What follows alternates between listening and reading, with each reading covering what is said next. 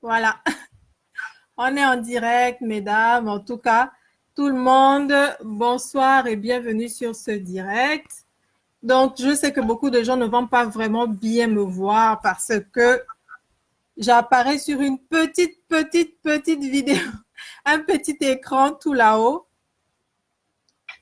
Voilà, là, la notification est en train de partir. Vous savez qu'il faut attendre après 5 à 10 secondes comme ça pour que les notifications puissent être envoyées. Oui, je suis en train de la... On est en direct, mesdames, bien me voir. Voilà, les gens se connectent. Super. Sur une petite vidéo, un petit écran. Pourquoi on t'entend doublement? Non, c'est le téléphone en fait. C'est juste le téléphone. Voilà. Donc, malheureusement, enfin, moi, je peux voir les trucs ici, hein, les bonsoirs et tout ça. Je peux quand même voir. Bonsoir, Kalista, Ndombi. Bonsoir, ça fait plaisir. Bienvenue sur le live des Teke Obamba. Vraiment, vous avez vu que nous sommes des femmes fortes parce qu'on a réussi quand même on va dire quoi, à contourner la difficulté. Donc, ben, écoutez, on va bien parler ce soir et puis on va en plus commencer par celle-là, vraiment la plus belle des Teke qui est là avec son joli chapeau de... Elle vous... Je fais comme ton avec la tasse. il y a pas ça ici. Avec la tasse. Ah non, la vraie tasse de Jack Sparrow. C'est comme si aujourd'hui, là, tu allais bouffer genre les Teke à base de, je ne sais pas, c'est du sang qui est là-dedans ou bien? C'est de squelette d'Ali. Pardon. Il n'y a pas de politique. Hein. Pardon, on va nous bloquer le live. Je suis au Gabon. Je vais te protéger. Ma petite, le temps que tu envoies les gens là, finir avec moi. Pas de politique. Donc, en tout cas... J'ai essayé. C'est compliqué ici. Eh non. OK. Donc, je vais présenter le live tout simplement à tout le monde. OK. Si vous ne me voyez pas, je suis juste dans la petite fenêtre tout en haut. Ne vous en faites pas. Il n'y a pas de problème. Le plus important ici, c'est un partage généreux de nos connaissances. OK. Donc, pour moi, c'est vraiment important, comme vous le savez, je l'avais annoncé en juin, de commencer en tout cas à étudier nos propres familles linguistiques, sociolinguistiques au Gabon. Alors, on a déjà parlé des Mienen, on a parlé des Pounou, on a parlé des Membe. Aujourd'hui, donc, le live qui a pas pu se faire la semaine dernière sur les Teke, on va donc commencer avec les Teke, là. Et puis, on pourra ensuite passer aux embêtés. Donc, concernant les embêtés, les Ndoumou, les Bakanigi n'étant pas prêts, on va parler des Obamba aujourd'hui, tout simplement, ou des Mbama, comme on s'appelle nous-mêmes. On va parler de tout ça. Donc, pour commencer sans plus tarder, je vais donner la parole à Joël. Joël, vraiment, merci beaucoup. C'est une sœur qui m'encourage parce que beaucoup de personnes n'ont pas ce temps, cette patience-là et tout, de venir, d'accepter les invitations que je fais comme ça. Mais elle a accepté promptement de venir et vraiment, ça fait plaisir, quoi. On n'a pas besoin d'attendre que Oprah Winfrey, qu'une sœur soit déjà genre une Oprah ou je ne sais pas qui pour accepter. Et elle a compris le bien fondé de ça. Donc vraiment, je la remercie parce que je me prends beaucoup de casseroles, de râteaux, de frustration dans les invitations.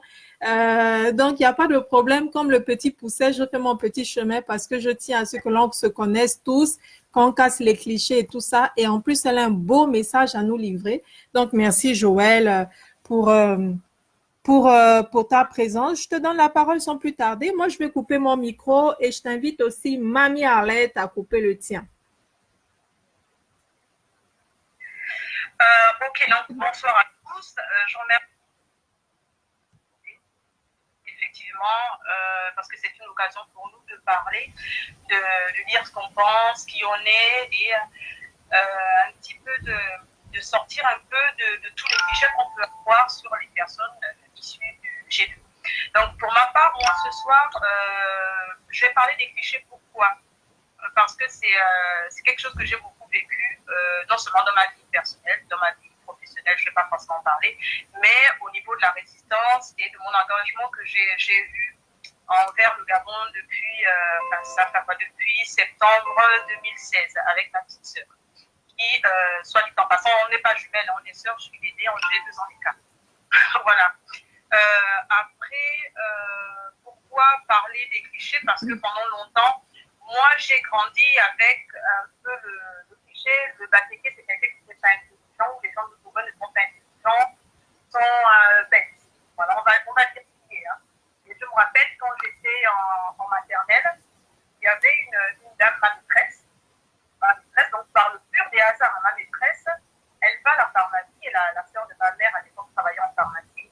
Et là, elle parle, et dit, il y a une petite que je tiens vraiment, quand je dis quelque chose, elle comprend tout de suite, elle est vraiment très, très, très intelligente, mais c'est quand même bizarre parce qu'elle est du Togo. Ça, c'est ma maîtresse de dernière section de maternelle qui dit à ma tante. Et donc, elle parle à ma tante, et il y a ma mère qui arrive. Et là, ma tante dit, ah ben écoute, ce que la dame dit, c'est rigolo en fait. Elle tient une petite de 5 ans qui est très intelligente. Elle dit, bah oui, c'est bizarre. En plus, elle est de la famille présidentielle, le pouvoir, machin, tout ça. Et là, ma tante, elle s'arrête. Elle dit, oh, elle dit, oui, bah, faut jouer. Et là, ma tante retourne vers ma mère. Elle dit, bah tiens, c'est la fille à ma soeur. Vous savez ce que la maîtresse dit? Ah, j'ai compris. Elle a un côté mienne, elle comprend pourquoi. Donc, ça, voilà. Donc, ça, c'est pour vous dire que ça, c'est comme ça. En fait, je suis intelligente parce que, ah oui, j'ai un petit côté mienne de par ma mère. Je veux dire que c'est un peu frustrant. Pourquoi je parle des clichés? Parce que, effectivement, j'ai grandi avec ça et on a coutume de dire que oui, tous les hommes, excusez-moi, j'ai branché ma batterie, je ne sais pas pourquoi ça passe pas. Oui, tous les Altogovéens. Ah, oui.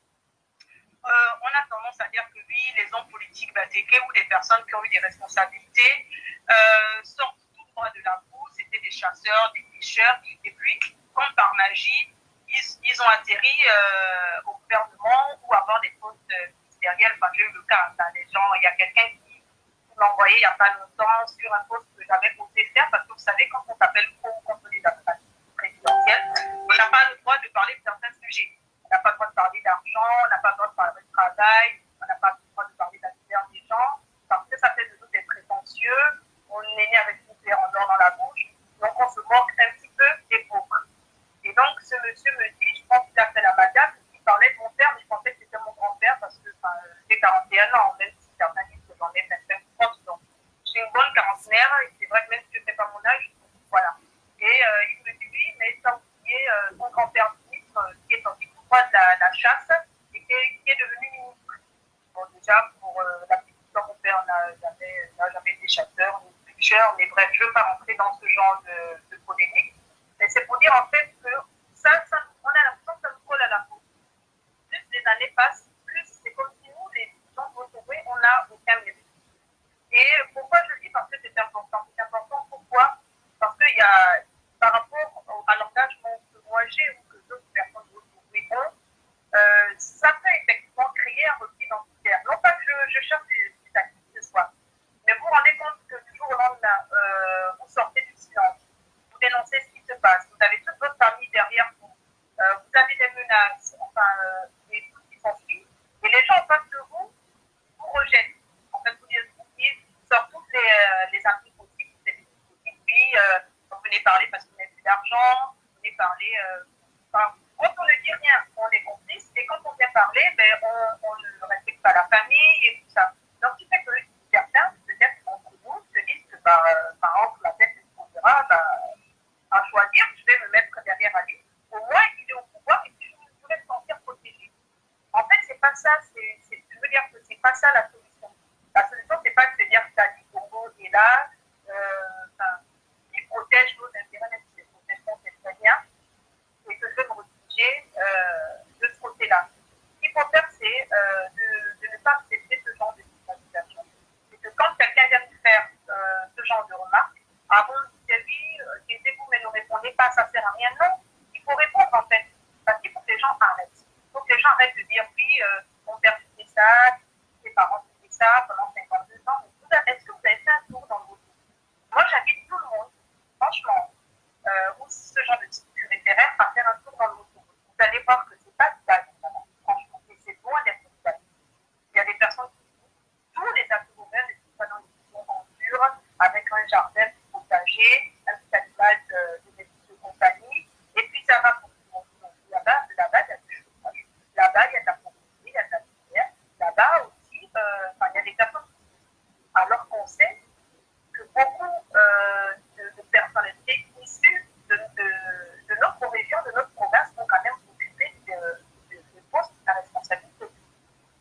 personnes-là, durant des années, n'ont même pas fait un effort de construire la province. Donc, c'est pour dire que c'était des personnes, en fait, qui étaient égoïstes, qui pensaient à elles-mêmes et qui ne pensaient même pas, en fait, au lendemain ou se dire, bon, voilà, moi, je suis député de tel district, de tel canton, je vais essayer de mettre la route là. Enfin, si je parle de Bongotu même, ben, allez-y faire un tour à Bongotu. Enfin, la route à Bongotu, elle n'est pas lisse, hein. Il y a des trous, il y a tout ce qui ne va pas aussi à Bongotu. Vous avez des trous en sol, et pourtant, hein, c'est le village de Congo. Hein. Pourtant, mon frère Ernest Pro a été député de la Juri, à la Juri pendant longtemps. Voilà, je veux dire qu'il n'y a rien, quoi. C'est vraiment la misère. Donc, il faut qu'on sorte un peu de. En fait, on nous attribue on nous attribue un bien-être, un confort, un bonheur, que forcément tout le monde n'a pas, tout le monde ne partage pas. Et parce que, vous savez, au-delà de tout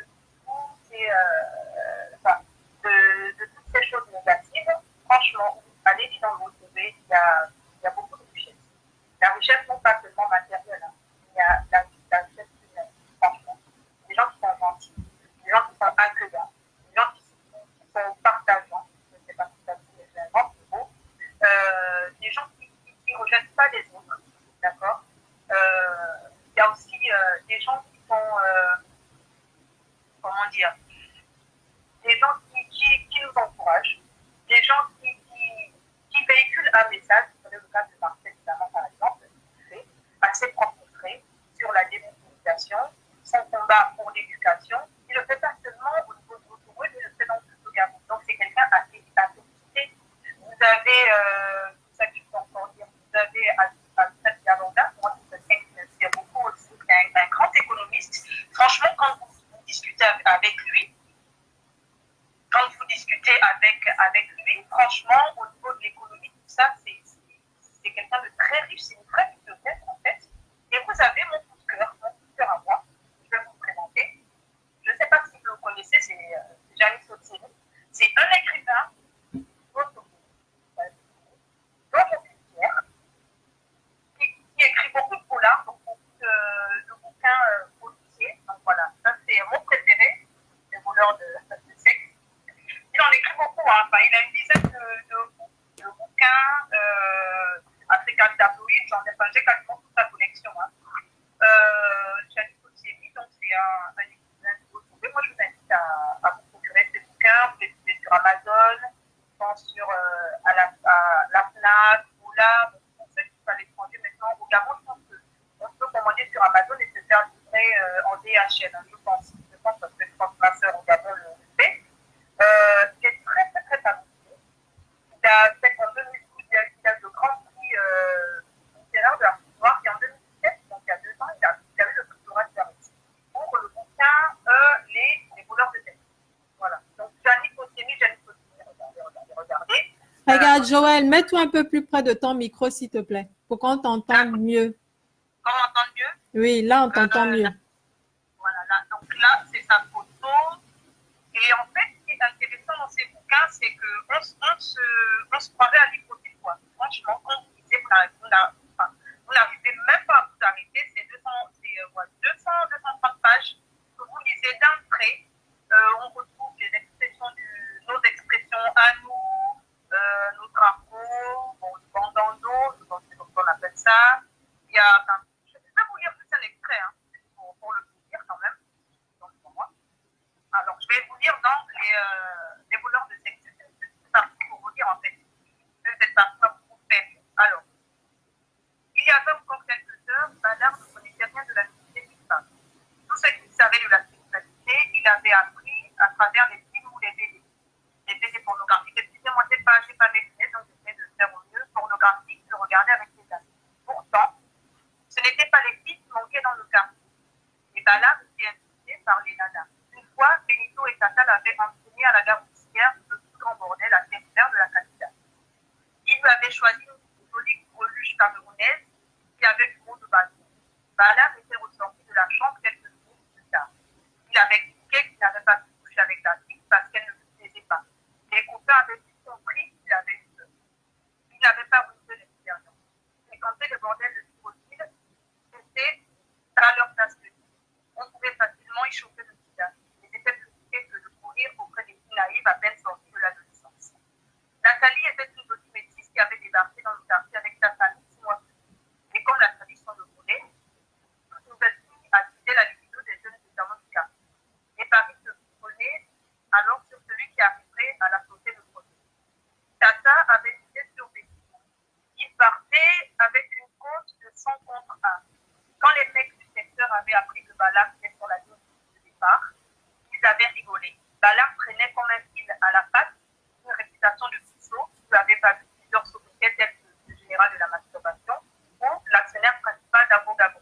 du nom de la société qui fabriquait la marque de savon local. Voilà, donc en fait, c'est franchement, comme vous disiez, vous êtes totalement captivé, quoi. C'est-à-dire qu'on vous plonge dans notre enfance, notre adolescence, avec tous les noms d'oiseaux, tout notre langage à nous en tant que Gabonais. Donc vraiment, moi je vous invite à lire les livres de Janis Otieni, qui est un acteur, en plus un écrivain. En plus, il est super accessible. Moi, j'ai fait sa connaissance sur Facebook, j'ai pas hésité à lui envoyer une invitation. Vraiment, il est ouvert, quoi. Franchement, n'hésitez pas. Après, ce que je voulais dire aussi, c'est vous parler un petit peu de moi, parce que c'est vrai que, vous savez, sur Facebook, on fait des posts, on dit un peu ce qu'on pense, mais on n'a pas forcément l'occasion de parler de ça parce qu'on va dire on est des personnes inconnues qui sont devenues des amis à cause des réseaux sociaux. Donc, ce qui fait qu'on ne se connaît forcément pas, et puis ça va permettre au moins d'enlever certains préjugés ou certains pressentis sur Wenpo ou sur sa sœur. Vous savez, quand ma sœur et moi on a décidé de faire la vidéo, c'est pas quelque chose qu'on avait calculé en fait. Et pour être honnête avec vous, moi je ne me suis jamais trop intéressée à la politique parce que je me rappelle dans les années 94-93, quand mon frère Verdinco avait fait sortir avait créé son groupe de 24, il a fait la chanson Revolution là. Ça a tellement été mal pris que on avait un petit peu peur de critiquer. Voilà, parce que mon frère, il avait encaissé tous les coups.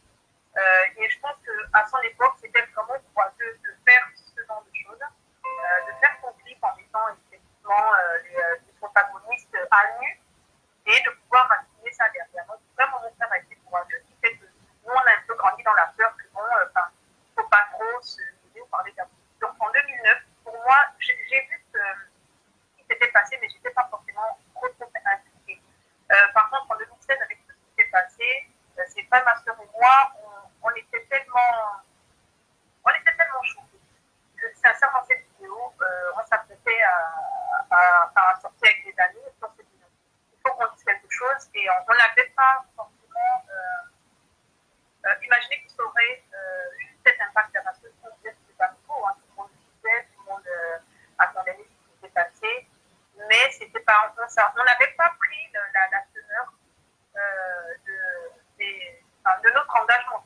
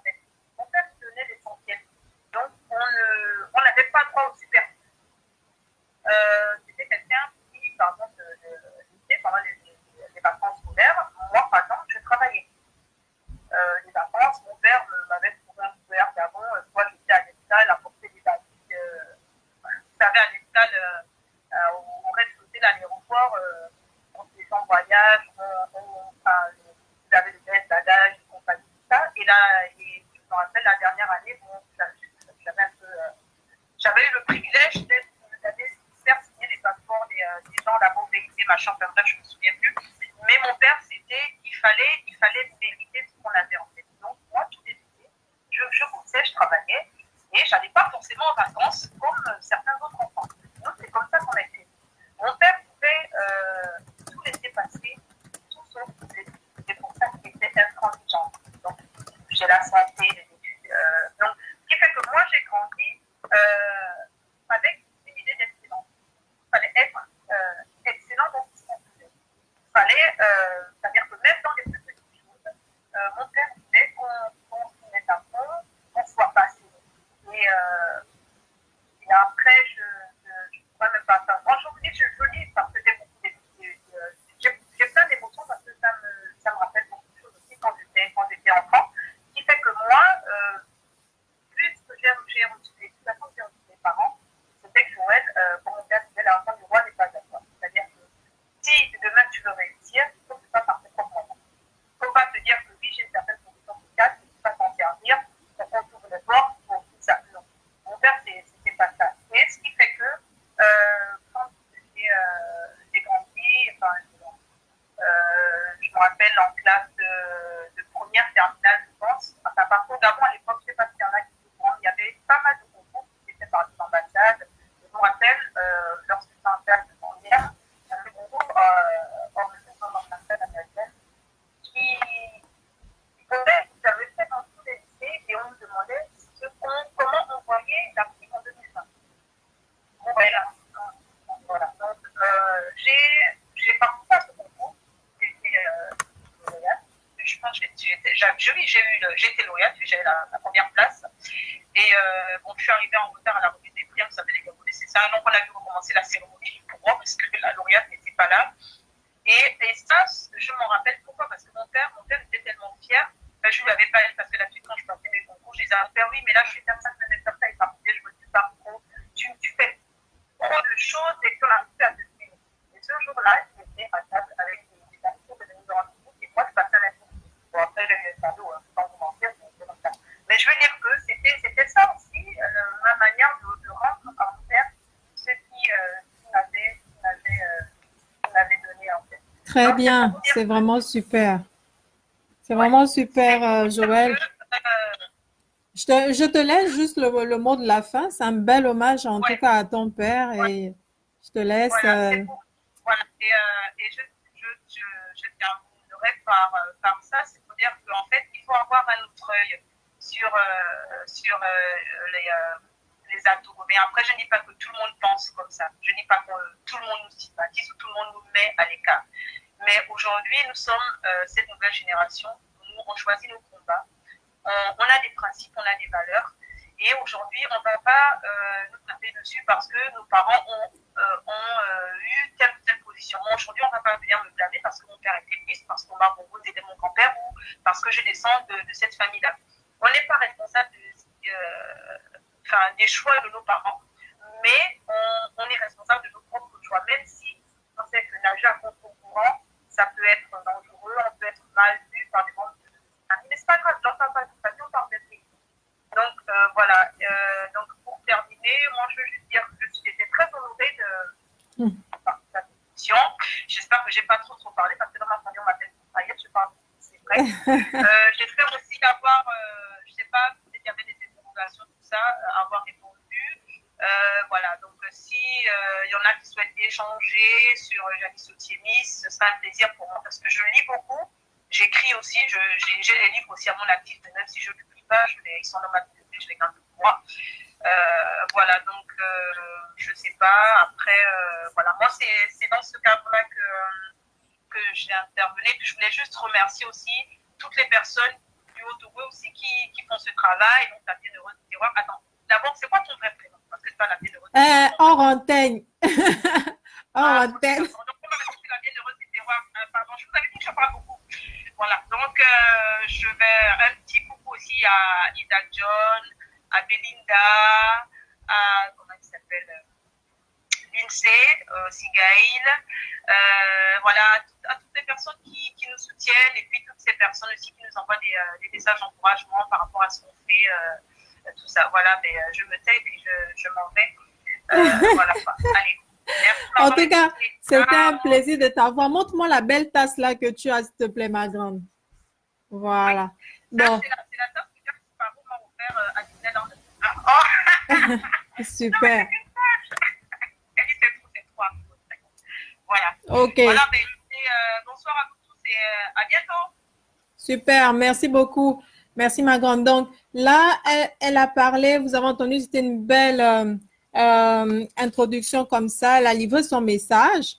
Donc, est-ce que là, vous m'entendez bien, les personnes qui parlent en fait du son et autres, parce que on va maintenant attaquer l'histoire Téké. D'où viennent-ils les Téké? Ils sont quoi? Où est-ce qu'on les trouve? Et en plus, moi, je vais vous dire, vous savez pas le lien qu'il y a entre la sapologie et les Téké? On ne sait pas tout ça, nous. Donc, il va falloir rester jusqu'à la fin. Alors, on va déjà regarder un peu le paysage dans les plateaux Batéké, comment c'est et tout ça. Donc, écoutez, donc je vais faire comme ceci. Et puis, on va aller juste regarder là. Donc, on va démarrer le partage avec vous. Et puis, moi, je m'en vais voir comme on a fait tout à l'heure là pendant les essais. Hein. Oh, est-ce que vous me voyez ou bien c'est tout noir, genre? Dites-moi la vérité. Tout noir. C'est tout noir? Oui. Eh mince alors, attendez. C'est sûr que moi-même je vois. Est-ce que là vous voyez quand même genre une vidéo? Oui. Est-ce que les gens à l'écran voient la vidéo? Bon, je vais essayer de me connecter au live pour voir un peu aussi ce que les gens voient. Alors.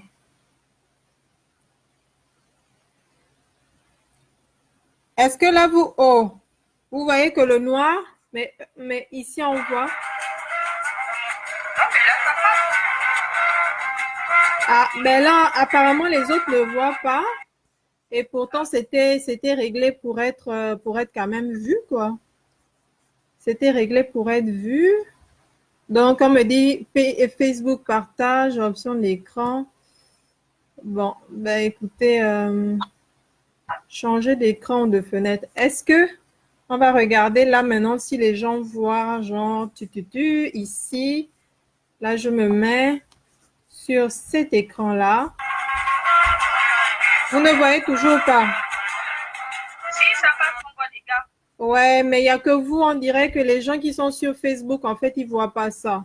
Ce qui est vraiment dommage. Moi, je vais me déconnecter alors et puis je vais regarder le live si ça peut s'arrêter. Je ne sais pas. Non, mais c'est correct. Donc, je vais juste arrêter ici. Arrêter le partage. Donc, tant pis. Est-ce que là, les gens voient à nouveau? On va revenir. Je suis obligée de repartir donc à Facebook. Bon, ben écoutez, moi j'avais des vidéos pour vous. Hein. Si les gens qui sont sur Skype voient ces vidéos, mais vous ne voyez pas ces vidéos. Donc, on va directement passer à l'histoire Téké. Il faut savoir que moi j'ai remarqué un truc, c'est que les Téké aiment beaucoup les femmes du Nord. Mais en fait, est-ce que les gens savent que c'est tout simplement parce que les Téké et les Fon ont vécu ensemble en Égypte. Donc, quand ils se retrouvent au Gabon, évidemment, ils font des relations de bon voisinage avec la nostalgie qu'il y avait avant en Égypte là. Moi, comme je le dis d'habitude à tous mes combis qui me disent que oui, nous on vient d'Égypte et tout ça, je dis qu'il n'y a pas de problème. Vous venez d'Égypte, les Téké viennent d'Égypte aussi.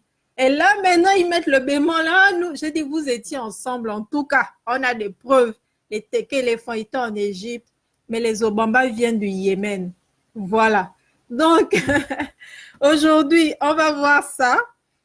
Il faut savoir que l'Afrique, en fait, telle que les gens la voient aujourd'hui, n'a pas toujours eu le même paysage. Donc, j'avais réservé des vidéos. Malheureusement, il n'y a que vous qui êtes sur Skype qui pouvez voir ça parce que Skype nous permet quand même de partager l'écran.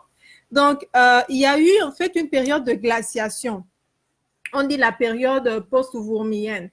Mais cette glaciation-là, c'est quoi? C'est tout simplement que en dessous de l'Afrique centrale, là, ce n'était pas vraiment habitable jusqu'en Afrique du Sud, là-bas. C'était vraiment des endroits qu'un homme ne pouvait pas être là. Il n'y avait pas des grandes forêts comme on le voit aujourd'hui. Le Sahara, c'était encore un grand, comment on va dire ça, une grande étendue d'eau. Donc, c'est sûr que l'homme, il allait chercher à être où il y a la possibilité de faire de l'agriculture, de manger, de faire des choses comme ça. Alors, on trouve les tékés où? Les tékés, on va les trouver très facilement dans 4 pays en Afrique, avec des souches en plus beaucoup plus bas, comme la Tanzanie, et puis avec les Nguni, ils ont tellement de mots communs, des pans de phrases communes.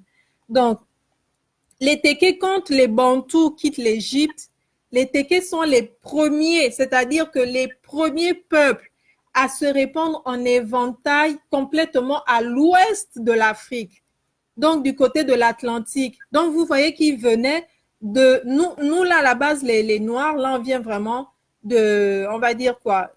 Une bonne partie était du côté de la Nubie, là-bas.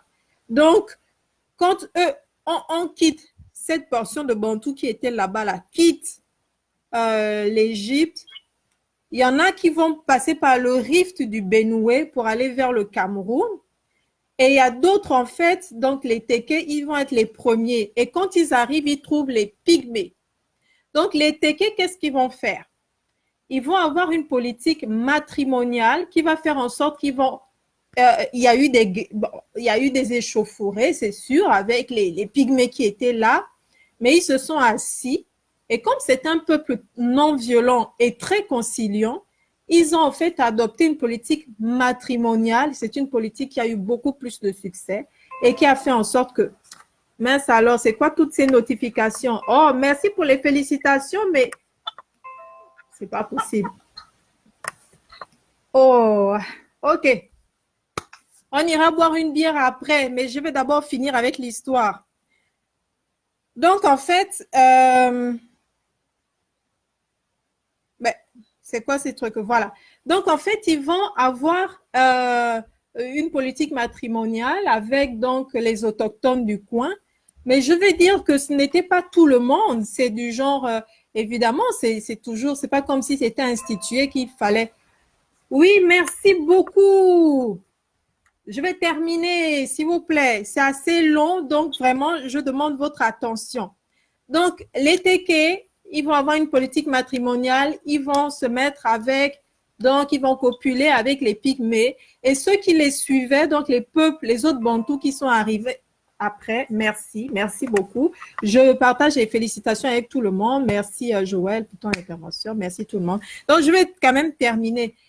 Quand ils font ça, les autres Bantous qui sont là, qui, on va dire, se sentaient supérieurs en fait aux autochtones que les Tékés avaient trouvés là, ils vont dire que mais non, mais c'est pas bon quoi. C'est comme si en fait vous aviez perdu un peu de votre royauté ou de votre sang noble, on va dire ça.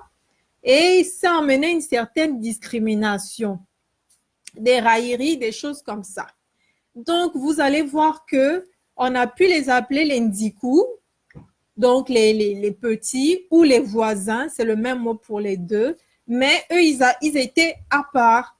Et comme c'est un peuple qui est conciliant, qui est non violent dans sa philosophie, tous les peuples qui sont venus après là, ils ont trouvé refuge à côté. C'est pour cela que lorsque vous êtes en RDC, vous allez voir qu'on parle du peuple Téké Baoumou, les Baoumou que vous avez au Gabon là.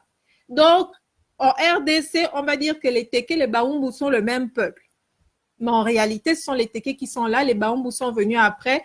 Et par effet, en fait, de proximité géographique, les deux langues vont se ressembler parce qu'il y a beaucoup de mots communs. Quand vous allez arriver au Congo-Brazzaville, on va vous dire que les Pounous et les Tékés du côté de Sibiti sont un même peuple. Pour la même raison que je viens de vous dire que c'est par effet de proximité géographique. Lorsque aujourd'hui, il y a des poches de Téké en Centrafrique, comment ça se fait? Parce que la royauté Téké était en fait une fédération de chefferies au-dessus de laquelle il y avait on va dire, un roi. Donc, c'était une fédération. Ce qui veut dire que le roi Makoko, par exemple, avait en fait des vassaux en Centrafrique également. Et jusqu'à aujourd'hui, il y a encore par assimilation, donc il ne va pas s'appeler Téké, mais il y a beaucoup de peuples là-bas qui vont avoir beaucoup de mots communs avec les Téké et dont les anciens vont savoir que eux, ils viennent par exemple du peuple Téké. Donc voilà ce que je peux déjà vous dire par rapport à l'histoire Téké. Maintenant, pourquoi est-ce que c'est quelque chose qui est important? C'est important d'étudier l'histoire des Téké parce que c'est l'histoire de l'Afrique centrale et cette histoire est encore d'actualité. Maintenant, j'appelle votre attention parce que lorsque les colons arrivent en Afrique centrale, c'est quand même 3 pays qui ont été dealés par nos anciens là. Hein? Il y a eu quand même une partie du Gabon, il y a le Congo-Brazzaville, il y a la RDC, tout ça s'est passé avec des rois Téké. Et est-ce que ça s'est passé calmement? Est-ce qu'il y a eu des résistances à la colonisation? Est-ce que, avant même d'arriver à la colonisation, du temps de l'esclavage, c'était comment? Alors,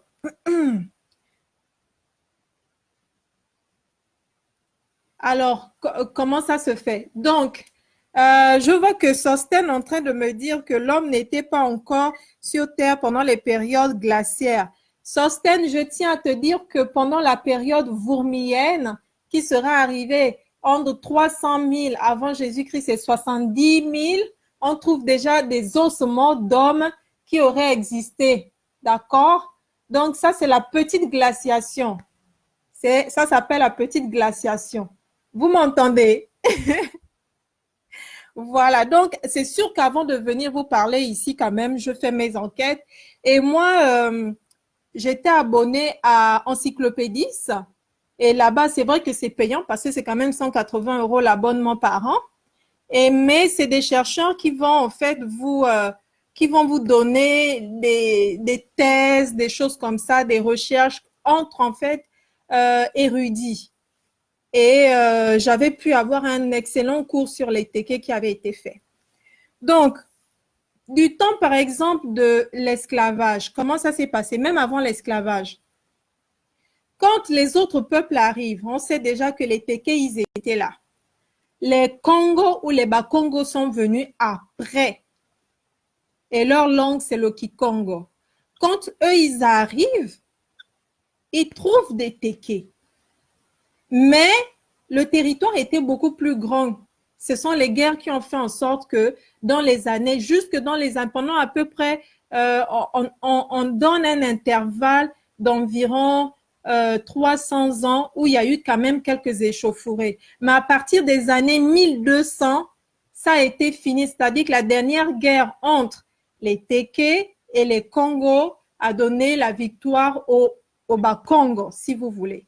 Donc, c'est comme ça que les Téké ont été annexés maintenant à la couronne du Mani-Congo. C'est pour cela que dans les déclarations des années 1300, vous allez trouver que le roi, en fait, Alfonso Bemba Ier, va dire qu'il est roi des Anziques parce que les Anziques, c'était tout simplement la francisation du nom Zikou qui voulait tout simplement dire l'empire Téké. Voilà, un empire, donc un suzerain qui est au-dessus de plusieurs chefferies. C'est ça. Alors, lorsque le Mani-Congo gagne la guerre, la dernière guerre sur les Téké et qu'il les repousse encore un peu plus vers le nord, qu'est-ce qui se passe? Il prend quand même les Téké parce que c'était de très bons forgerons. Il prend les Téké et il les met comme en disant, vous... Oh non! J'espère que ce n'est pas moi qu'on appelle.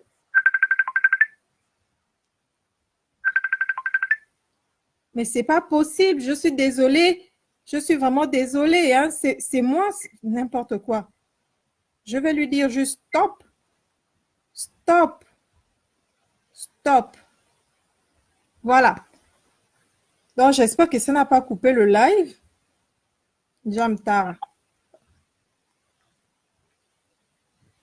Donc, ce que je vais vous dire, c'est que le Mani Congo, il avait une façon de faire, d'administrer. D'ailleurs, je m'inspire de ça lorsque je propose aussi quelques projets politiques. C'est-à-dire, il s'est rendu compte que la grande force des Tékés, c'est qu'ils avaient la maîtrise de la métallurgie, du fer, du cuivre, tout ça. Donc, il a dit que vous allez être les ministres de la Défense de tout mon empire. C'est maintenant vous qui allez vous occuper de tailler, en fait, de faire les armes de guerre.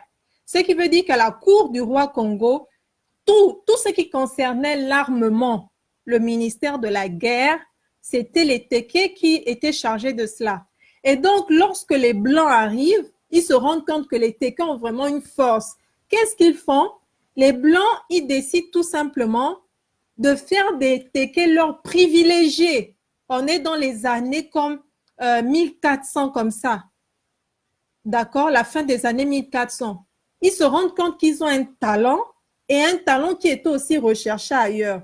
À partir de ce moment, les Tékés vont s'occuper des bateaux des bateaux des Blancs, des réparations, des choses qu'il y avait à ferrailler, des trucs comme ça.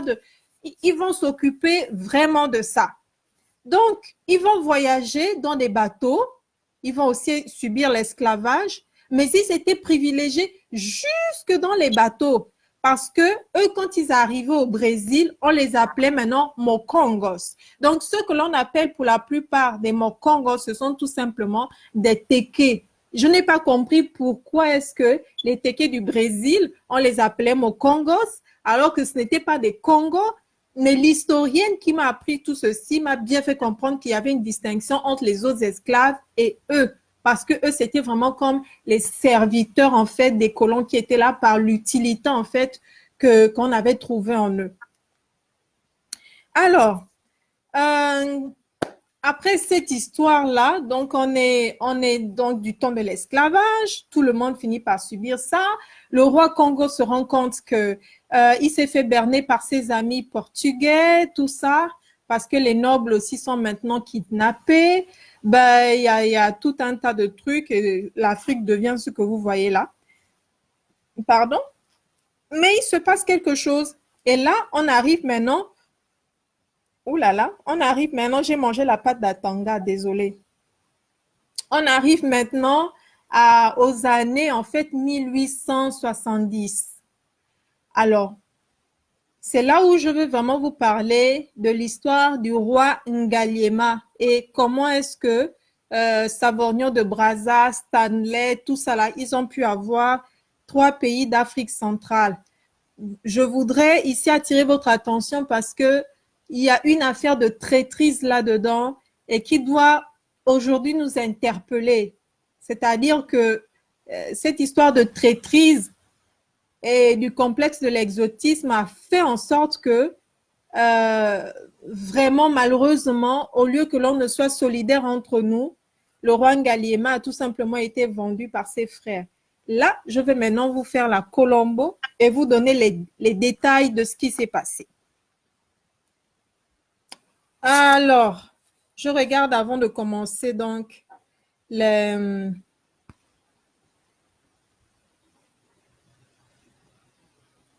Donc, je regarde les questions, c'est bon. Alors, donc, sur la rive, on va dire, il y avait le fleuve Congo, on va dire, le Congo-Brazzaville, c'est la rive, on va dire, c'est la rive gauche. Et la rive droite, ça va être le Congo-Kinshasa, ok? Alors, le roi de la rive gauche, c'était tout simplement Makoko. Bon, il était le roi de la rive gauche et de la rive droite parce que tout le reste, c'était ses suzerains. Mais en dessous, il y avait aussi les rois les rois comme Baumbu et puis une autre ethnie que j'ai toujours eu du mal à prononcer. Donc, ce roi-là, Makoko, sa capitale, c'était Mbé. La capitale du roi Makoko, c'était Mbé. Et il avait pour grand ami et autres un autre roi qui n'était pas un suzerain, qui s'appelait Ngamberengi. Et ils avaient des relations avec Kalampalapala. Voilà. Il y avait aussi un autre qui s'appelait Taba, Ompo Taba. Voilà. Qui était du côté de Kinshasa.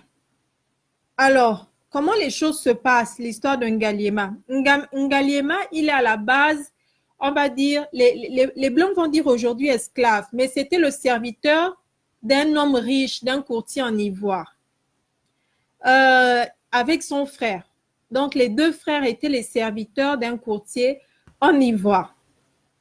Lorsque celui-ci décède, il décide tout simplement de donner sa richesse à ses deux serviteurs, donc à Ngaliema et à son frère. Mais un jour, ils étaient en train de boire du vin de palme. Et malheureusement, il y a une bagarre qui a éclaté et c'est comme ça que le frère de Ngaliema a commencé à se battre avec le frère de Nchuvila qui était on va dire, un noble de Kinshasa. Voilà. Un noble de Kinshasa. Et dans les échauffourées, il y a eu une mort. C'est comme ça que les deux frères ont pris la fuite. Quand ils prennent la fuite, son frère, il y a une vengeance qui est lancée contre eux et son frère perd la vie. Donc, Ngaliema va auprès de Makoko, l'autre côté, il va auprès de Makoko, lui demander refuge. Makoko l'assiste, accepte, et Makoko lui dit, un jour comme ça, il va s'agenouiller et il dit, ben, donne-moi une terre parce que j'ai envie de relancer le commerce et tout, que m'avait laissé mon patron. Donne-moi une terre. Et c'est comme ça que le roi Makoko va lui dire, bon, tu ne vas pas rester à côté de moi ici. Il le dit négligemment. Hein. Il lui dit, toi, tu vas rester de l'autre côté là-bas. Va de l'autre côté là-bas. Donc, il envoie du côté de Kinshasa, l'autre côté du fleuve. Quand il va de l'autre côté du fleuve, Ngaliema devient un courtier. Donc, il acquiert cette terre qui était négligée, qui n'est pas à côté du royaume, de la capitale, pardon, de Makoko. Et puis, il commence à faire son commerce d'ivoire et tout ça et des parures. Il devient très, très riche. Il devient même plus riche que Makoko. Makoko, sa richesse, c'était quoi? C'était sa richesse à lui, ok, mais surtout l'ensemble, la richesse de l'ensemble des chefferies qui étaient sous son autorité. Donc, les exemples que j'ai ici vont dire, par exemple, que Makoko, avait une richesse, par exemple, de 150 fusils, alors que Ngaliema, à lui tout seul, donc Makoko et on va dire, ses vassaux avaient 150, et Ngaliema, à lui tout seul, en avait 300. C'est des exemples comme ça que je lis.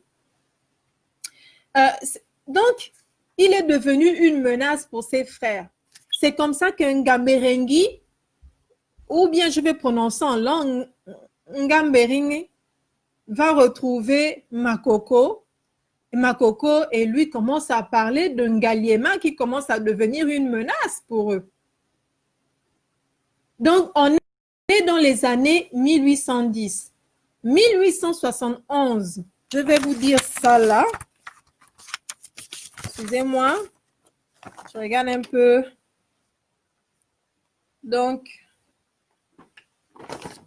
est-ce à toi aussi?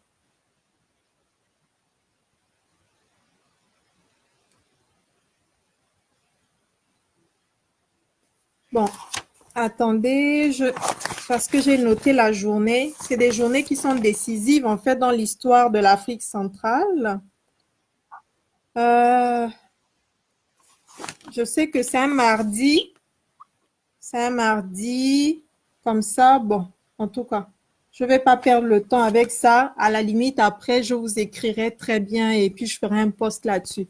Donc, 1871, qu'est-ce qui se passe? Stanley arrive. Et lorsque Stanley arrive, donc moi, j'ai les archives, en fait, du musée de Bruxelles ici avec les dates, avec tout ça. Je voulais quand même les montrer parce que je pensais qu'en partage d'écran, vous pouviez voir ça en fait, les captures et tout ça. Bon, malheureusement, on verra comment en faire des posts et vous allez voir l'écriture des années 1870 et tout. C'est vraiment vivant, quoi.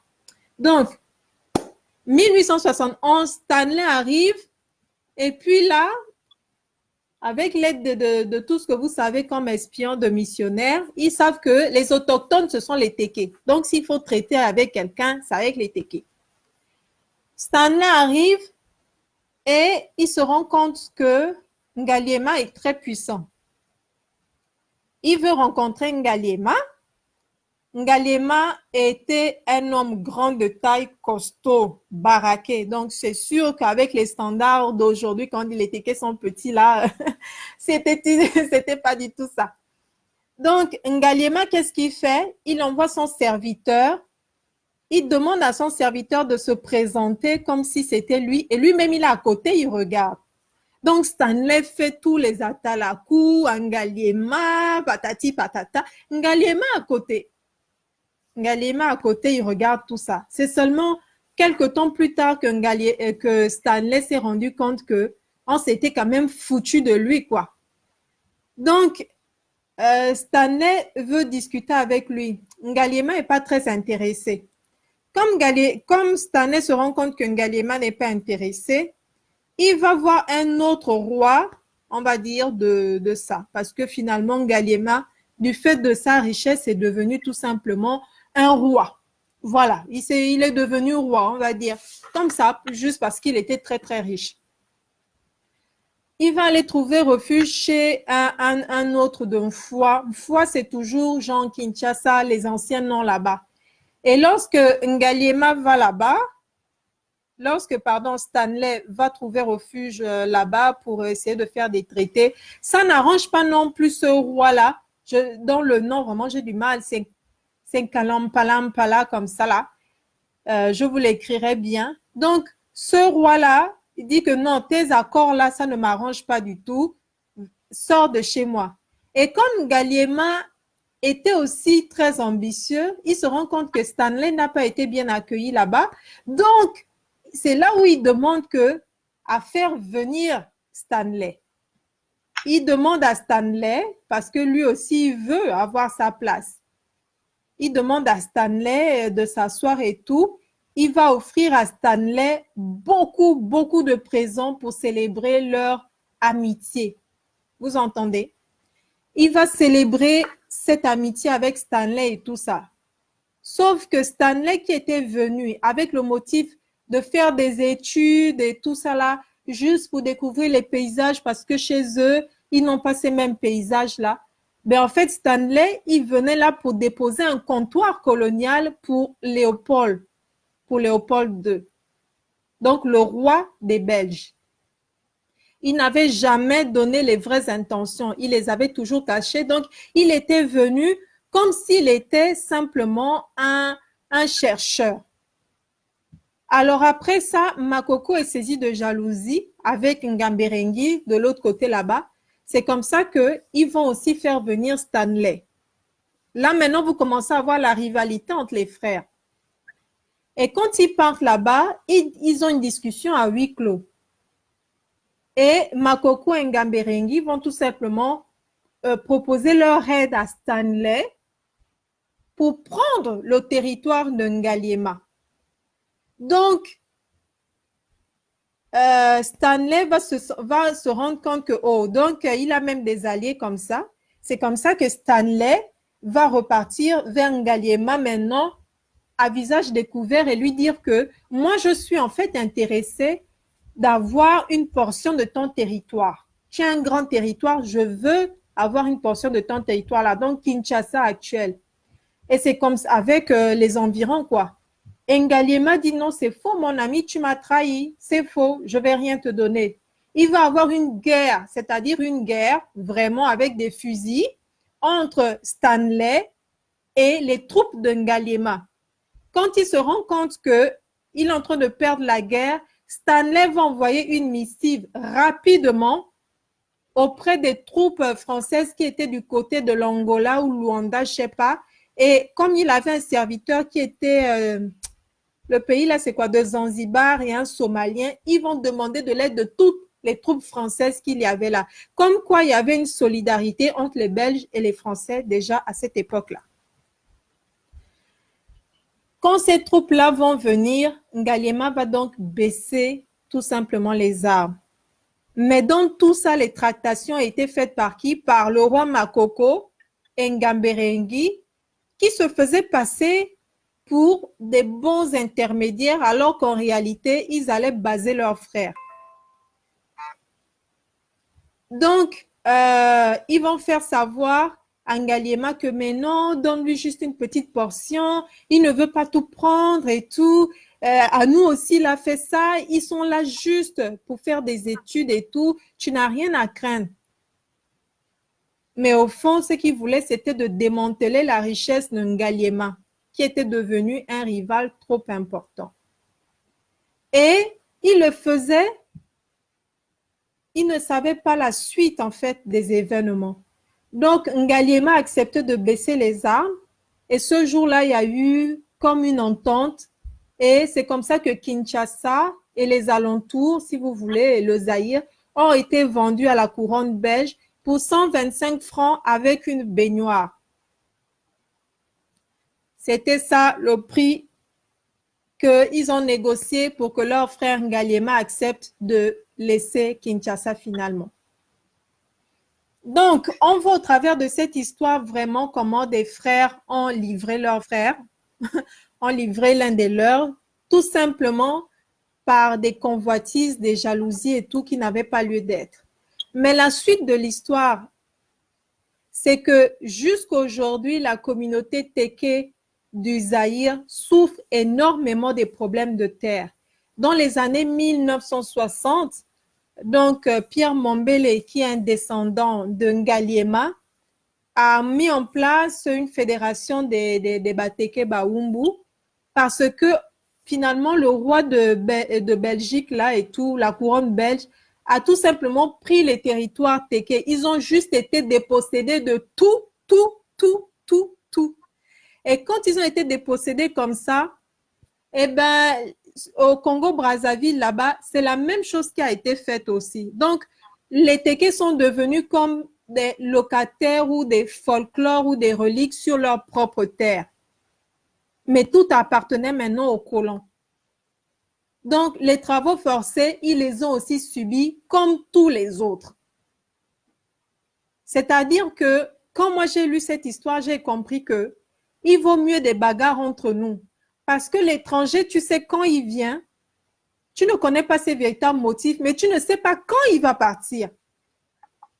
Ils sont arrivés comme ça, 1870, avec des motifs de chercheurs, et puis ils ont pris un peu, et puis après ils ont pris, et quand ils ont senti qu'ils étaient dépassés, ils ont fait intervenir des troupes par solidarité, qui n'étaient pas forcément des troupes belges, des troupes, mais de leurs alliés, quoi. Et aujourd'hui, on le voit encore. Comment, quand toi, tu as peur de ton frère là, tu vas t'allier à quelqu'un de très, très loin, malheureusement, pour faire du mal à ton frère. Mais le problème, c'est que ce qu'il a fait à ton frère, il ne va pas hésiter à te le faire à toi aussi. Et j'aime beaucoup l'histoire du roi Ngaliema parce que j'ai tout un bouquin ici, vraiment. Je connais l'écrivain parce qu'on a bien discuté ensemble. Il raconte vraiment avec tout. Et le musée colonial de Bruxelles a tout ça, tout. À toutes ces lettres, tout ce que Stanley envoyait, toutes les descriptions. Donc, voilà ce que je pouvais dire pour l'histoire même des Téké. Donc, par rapport aux travaux forcés qu'il y a eu au Congo, RDC, au Congo Zaïre, il y a beaucoup de Téké qui ont fui là-bas pour venir jusqu'au Gabon pour fuir les travaux forcés. Ces travaux forcés, là où quand tu ne voulais pas, on te coupait les mains, tout simplement, on t'amputait. Près de 10 millions de personnes ont quand même été amputées à cause de ça. Donc, ceux qui ont fui le plus loin ont atterri tout simplement au Gabon actuel. Voilà, parce que ça représentait quand même une distance où, par solidarité, on était sûr qu'on n'allait pas les retrouver facilement. C'est pour cela que dans certains villages téké, même au Gabon, que moi je ne vais pas citer, on va vous dire que ça c'est, par exemple, Congo-Brazzaville, ceux-là, c'est Congo-Kinshasa. Voilà. Parce qu'on sait que leurs ancêtres, leur arrière-grand-père, par exemple, venait tout droit du Zaïre. Il avait réussi à fuir tout simplement. Il y a des périodes en saison sèche où vous pouvez vraiment traverser facilement les deux Congos comme ça là.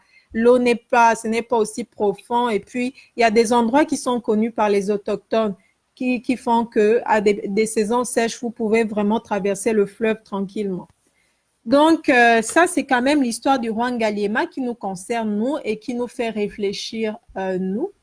Donc, sur ce, effectivement, je reconnais que on n'a pas eu nos deux intervenants la semaine passée pour des raisons techniques.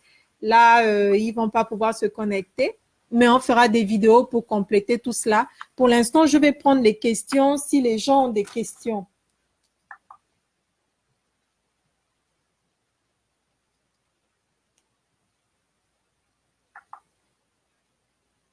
Donc, je regarde un peu les questions avec mon téléphone. Si les gens ont des questions.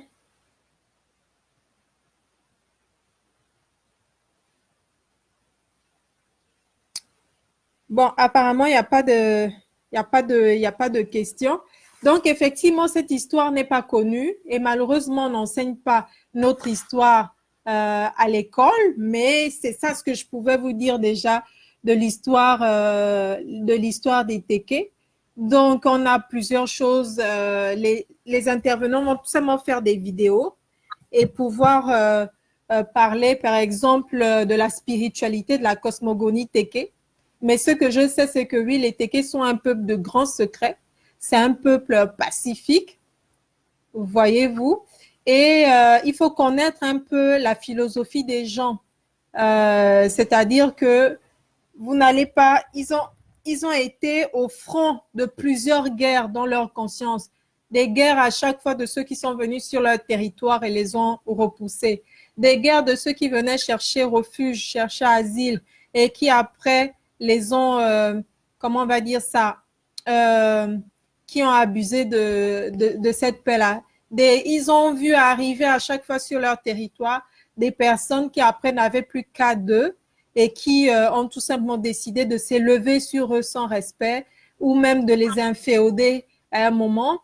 Donc, tout ça est dans une mémoire collective. Inconsciente ou consciente, ce sont des choses qui sont sûres parce qu'il y a des témoignages dans la tradition orale quand même. Et même si nous, on ne le sait pas, ben, les Bakongo, eux, ils savent ça, par exemple. Il y a d'autres aussi qui le savent. Donc, moi, je ne vais pas m'étaler plus longtemps là-dessus, puisque les autres vont tout simplement m'envoyer leurs vidéos et parler de cette spiritualité-là. Donc, là, il n'y a pas de questions. Je savais qu'il n'y avait pas de questions parce que c'est une histoire que ben, beaucoup ne connaissent pas. Donc, là, qu'est-ce que je pouvais aussi dire? Ça complétait avec un autre. Et par rapport à l'art culinaire, bon, la nana, elle va m'envoyer ses photos. Parce que là, on a dû passer par Skype, vu que sur Facebook, ce n'est toujours pas possible de faire des lives interactifs. On a encore vérifié ça avec un technicien là avant, donc c'était pas possible. On va donc passer tout simplement avec l'introduction aux Obamba. Et puis, le reste sera fait sous forme de post. Le reste sera fait sous forme de post. Donc, par rapport à l'histoire Obamba, c'est assez simple, mais il y aura des compléments. Je ne vais pas monopoliser la parole. Mais les Obamba, en fait, ce n'est pas un peuple homogène. L'Obamba n'est pas une langue propre, c'est un créole. Donc, c'est juste simple. C'est-à-dire que dans les Obamba, vous allez remarquer qu'il y a des peuples de l'Oubangui, il y a des peuples orientaux, donc qui vont venir de l'effondrement du règne d'Éthiopie ou de Saba et tout, de Najrat, ou des grands commerçants qui vendaient de l'or, qui faisaient le long du Zambèze, là jusqu'en bas, à Ophir, là-bas. Ceux qu'on attrapait, qui s'enfuyaient dans les grandes forêts. C'était les Obamba, c'est tout simplement une construction de fugitifs, une construction de personnes qui ont fui quelque chose. L'esclavage arabe à l'est, l'esclavage des blancs à l'ouest. Donc, je vais faire une vidéo propre là-dessus quand même où vous allez voir. Mais avant cela, je veux quand même libérer les intervenantes et puis parler des choses elle va nous parler du culte en Kira. Elle va nous parler aussi de l'éducation de la femme chez les Obamba.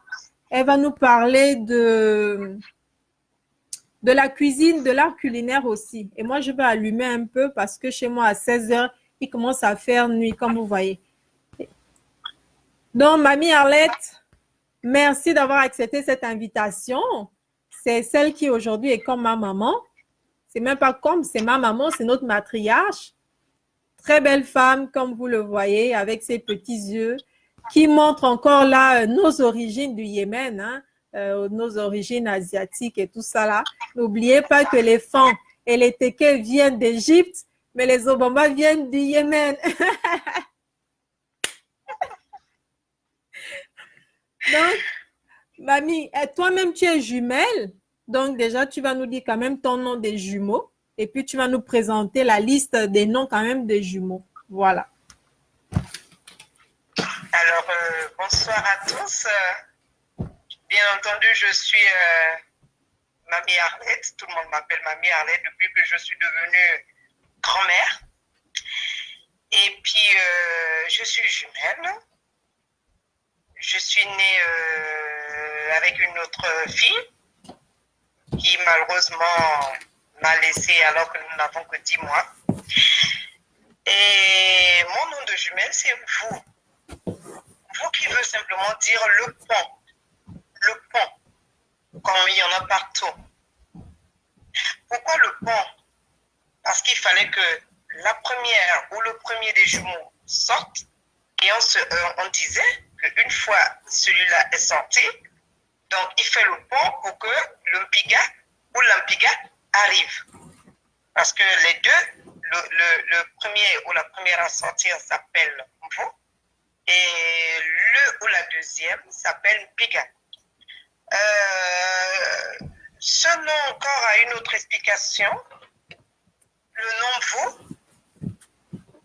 veut dire bénédiction.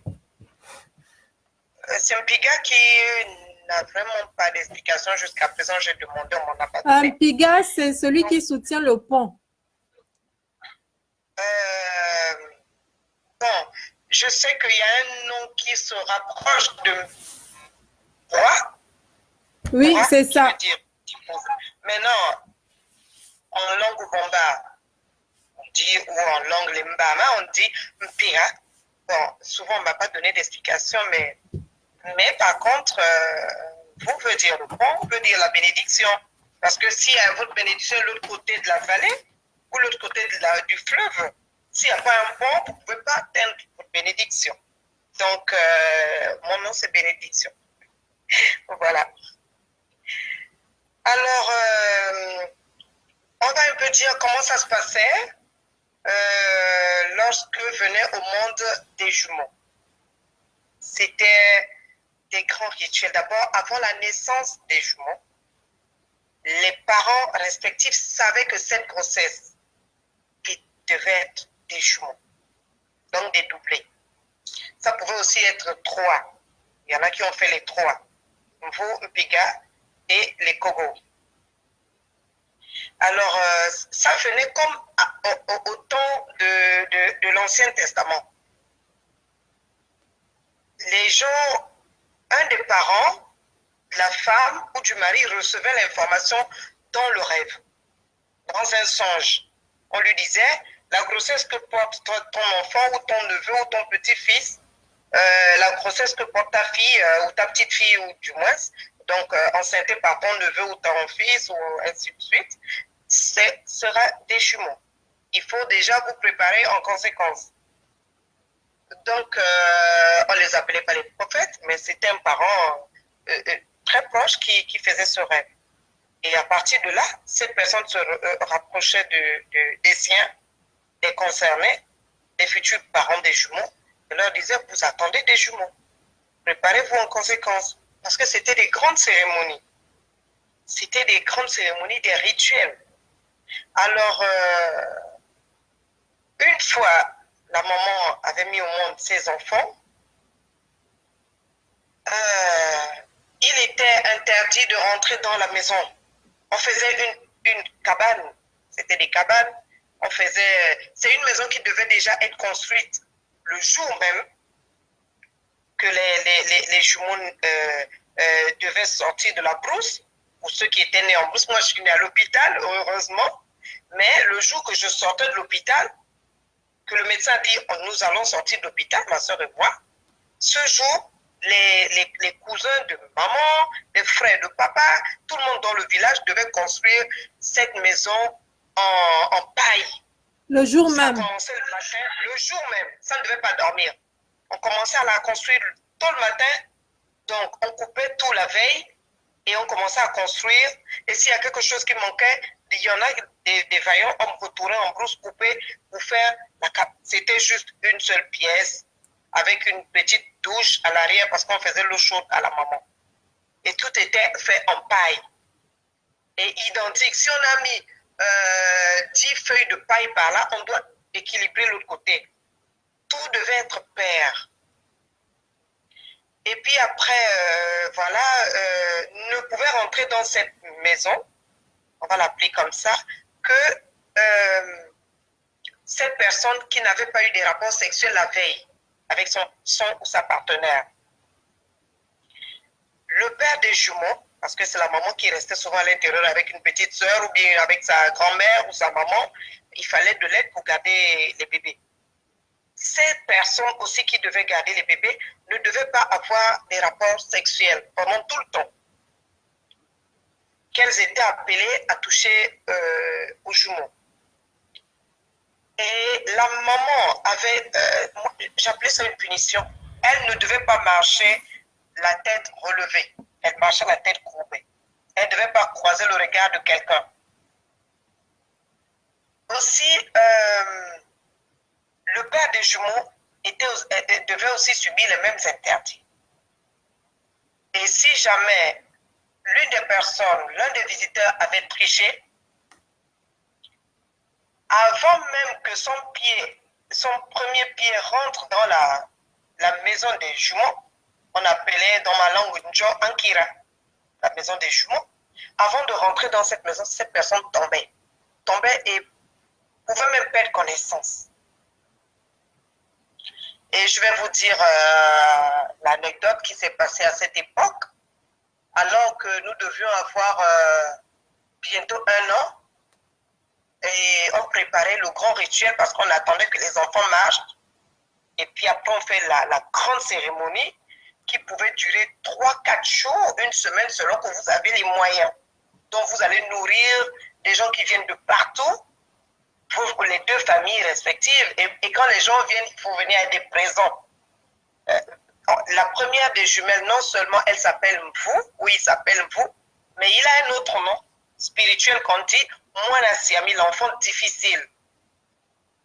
Et tout ce qui rentrait dans la maison des jumeaux ne pouvait pas rentrer sans un présent. À l'époque, à mon époque, il y avait déjà de l'argent. Il fallait déposer la pièce de 5 francs ou de 10 francs dans la corbeille qui était là et pouvoir me toucher. Sinon, il ne fallait pas nous toucher. Mais tu pouvais même, au moins avec un régime de banane, un gigot de sanglier, il fallait rentrer avec quelque chose. Déposer, appelé par le nom, Mvu Piga, voilà ce que je vous ai apporté, je suis tel, tu te présentes et tu rentres. Donc il fallait respecter tout ça. Et voici mon papa qui était notre papa qui était encore très jeune, il avait je crois à peine, je ne sais même pas s'il avait déjà, il n'avait peut-être pas 20 ans. Il est en âge de s'amuser. Il ne pouvait pas supporter de rester 1 an sans toucher à une femme. C'était une corvée. Et comme c'était un intellectuel de son époque, il ne croyait pas trop à ces choses-là. Il a voulu douter et il a connu une femme à quelques 2 jours de notre cérémonie, qui d'ailleurs, au sortir de cette relation, une de mes petites sœurs est née. Et donc, quand il revient, il n'était même pas encore proche de notre maison. Il était à la cour où on apprêtait la cérémonie. Il est tombé, il a perdu connaissance. Il est tombé parce qu'il rentrait de cette virée le matin, accompagné d'ailleurs de mon oncle, l'aîné de maman. Et c'est l'aîné de maman, mon oncle, tonton Guy, à qui je rends hommage. C'est lui qui raconte l'histoire. Et c'est comme ça que les parents viennent de partout. On fait venir les guérisseurs pour ce genre de cause. Mon papa, il paraît, est resté inconscient depuis le matin jusqu'à l'après-midi. Ces aînés qui n'étaient pas encore arrivés à Okonja étaient obligés de marcher de leur village qui est aujourd'hui à 30 km pour arriver à Okonja. C'était des pistes pour venir payer les amendes, des grosses amendes, pour que la famille de maman accepte qu'on guérisse papa. Et c'est comme ça qu'on a tout payé, ils ont tout payé, et on a pu réveiller mon papa de là, et il a confessé son erreur, et on l'a soigné, et au lendemain, il y a eu la grande cérémonie. Ça s'est très bien passé, gloire à Dieu. Donc vous voyez que c'était vraiment des choses compliquées. C'était des choses compliquées. Et après, quand ils reprennent, maman quitte cette maisonnée parce que la cérémonie est finie, pour retourner dans la grande maison avec papa, reprendre la vie normale. Il ne fallait pas qu'il y ait de dispute dans la maison. À la première dispute, les jumelles tombaient malades, ou les jumeaux. Ça se passait chez tout le monde comme ça. Et l'un pouvait s'en aller, parce que les jumeaux n'aiment pas le bruit. C'est compliqué aujourd'hui, on se marie et on se dit je n'aime pas le bruit, mais c'est compliqué, parce qu'on vient des horizons différents et on est obligé de faire du bruit. Sinon, les jumeaux, c'est des gens très pieux, très secrets, très renfermés, très cachetiers, très honteux. C'était lourd à porter. J'ai porté pendant plusieurs années ce poids-là. Il y avait des trucs, des recommandations du genre, le premier jour que vous allez vouloir connaître votre petit ami, vous devez passer la première nuit à le regarder. Il ne vous touche pas, vous ne le touchez pas. Sinon, les jumeaux se fâchent. Mais lesquels? Genre, je suis là vivant? Non, c'est comme ça, il fallait respecter. Du genre, lorsque une tante, maman, papa, une soeur, un cousin vous offrait un habit, un présent, vous ne devez pas le porter. Vous devez parler aux jumeaux, voilà, un tel c'est notre oncle, il nous a donné ceci, cela, et puis voilà, c'est là, vous allez utiliser dans la nuit, parce que souvent c'est le monde spirituel, donc ça vit plus la nuit, et puis après, demain, moi je vais porter. Et j'ai grandi avec, ce n'était pas une chose facile. Comme je vous disais qu'à 10 mois, ma jumelle a été rappelée à Dieu. Donc, qu'est-ce qui se passait à cet instant? Tout le pouvoir qui était sur elle, on me l'a donné, on me l'a transféré. Elle ne pouvait pas partir avec. Parce que quand on nous a fait la cérémonie, on nous a donné à chacune un pouvoir.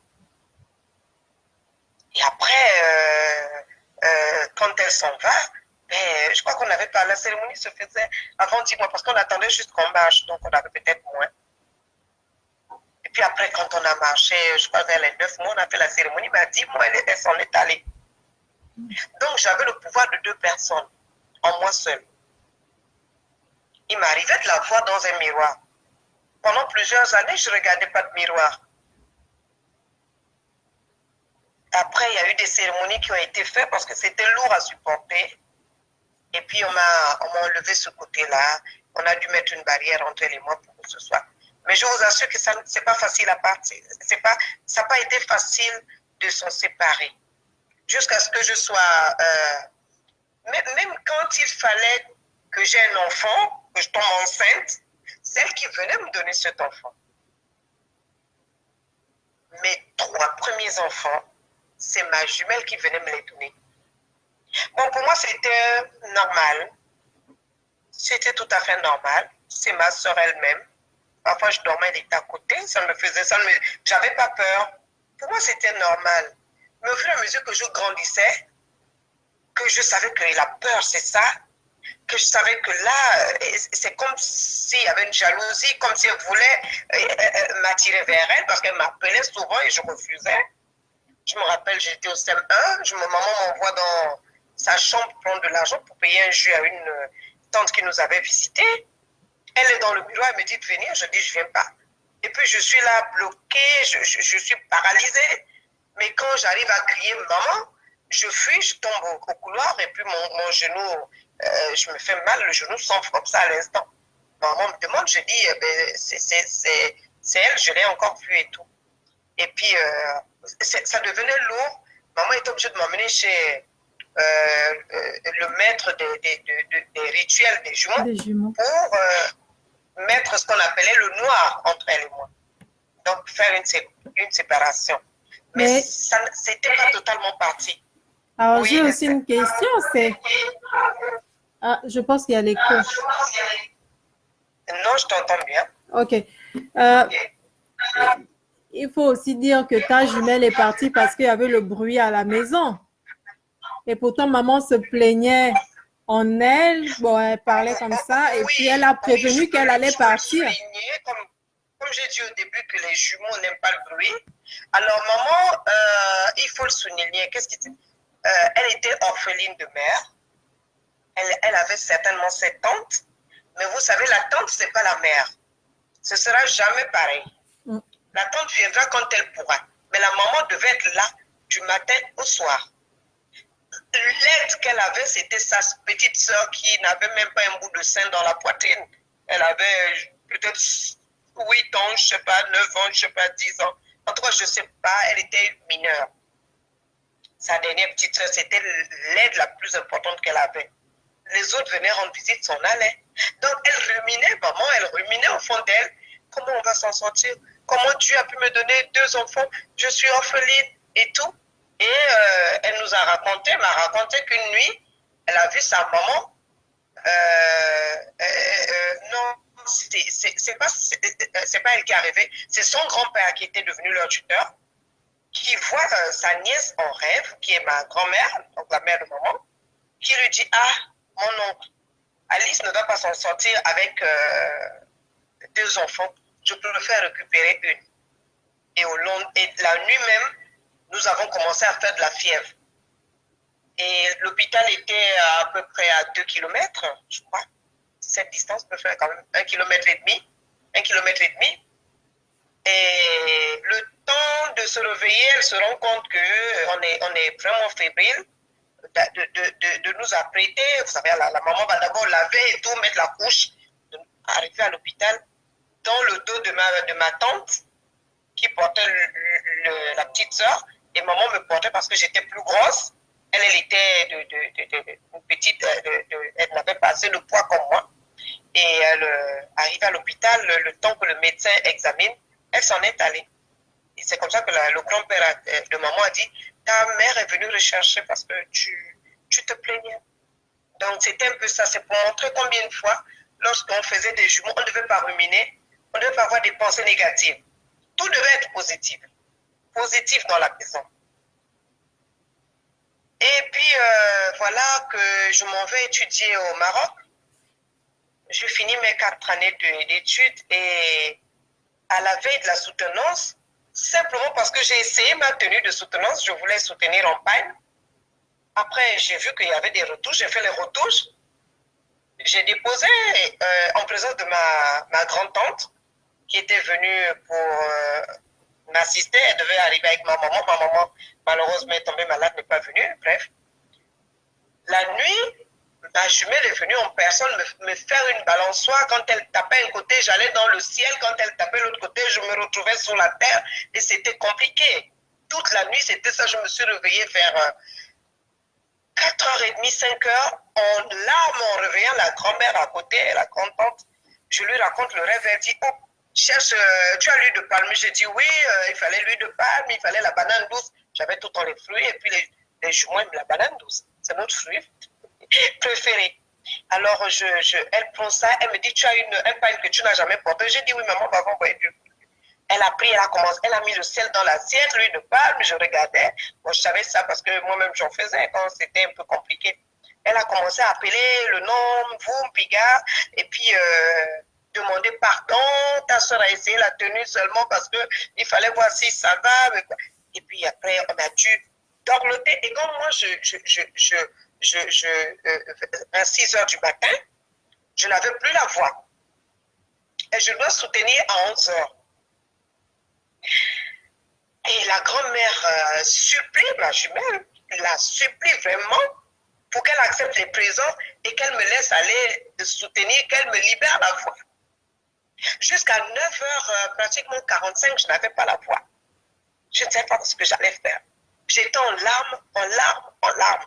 Libère-moi s'il te plaît, libère-moi, on est venu pour faire l'école, on va retourner avec le diplôme. Lorsqu'on annonce que c'est mon tour, j'ai juste toussé un peu et ma voix est revenue. Vous vous rendez compte? C'est un pouvoir très fort. Maintenant, avec l'arrivée du christianisme et tout, on rentre dans les églises éveillées. Je me suis rendu compte que c'était très lourd pour moi de porter. Quand j'ai donné ma vie à Christ, on a coupé tout ça et je me suis je me suis beaucoup libérée. Je me suis beaucoup libérée. Parce qu'aujourd'hui, c'est lourd de porter ça avec je suis du Haut-Togo de Konja, mon mari est de Lambaréné. C'est pas facile, il a une autre éducation, j'ai une autre éducation. Il vient d'ailleurs, moi aussi je viens d'ailleurs. Il a son tempérament, j'ai le mien. Et avec les enfants, avec les travailleurs, on est obligé de crier dans la maison à un moment donné. Ou de lever le ton. On va au travail, on s'énerve avec un collègue ou une collègue. Or, les jumeaux n'avaient pas le droit de s'énerver. Donc, il fallait vraiment se débarrasser de ces choses-là parce que ça me faisait lourd. Donc, voilà un peu pour ce qui est des jumeaux, de la mère. C'est juste un petit résumé. Et aujourd'hui, je suis en paix. Super. Donc, voilà un peu la bienheureuse. Autre chose? Oui, alors, bon, il y a peut-être encore de l'écho là. Mais moi, je voudrais savoir aujourd'hui, en tant que femme au Bamba, c'est quoi ton éducation que tu as eue? Parce qu'on sait quand même chez nous que les femmes n'ont pas la même éducation que les hommes, que ce soit jumelles ou pas. Et la femme a une importance capitale dans le lignage, même dans le village et tout ça. Donc, c'est comment déjà l'éducation? Comment toi, en tant que première fille, matriarche d'une famille aussi nombreuse, c'était quoi ton éducation? On t'a quand même bien bastonné hein, quand tu versais le sel et tout. Bien entendu, il faut dire que je suis née à Okondia. J'ai grandi jusqu'à l'âge de 5 ans.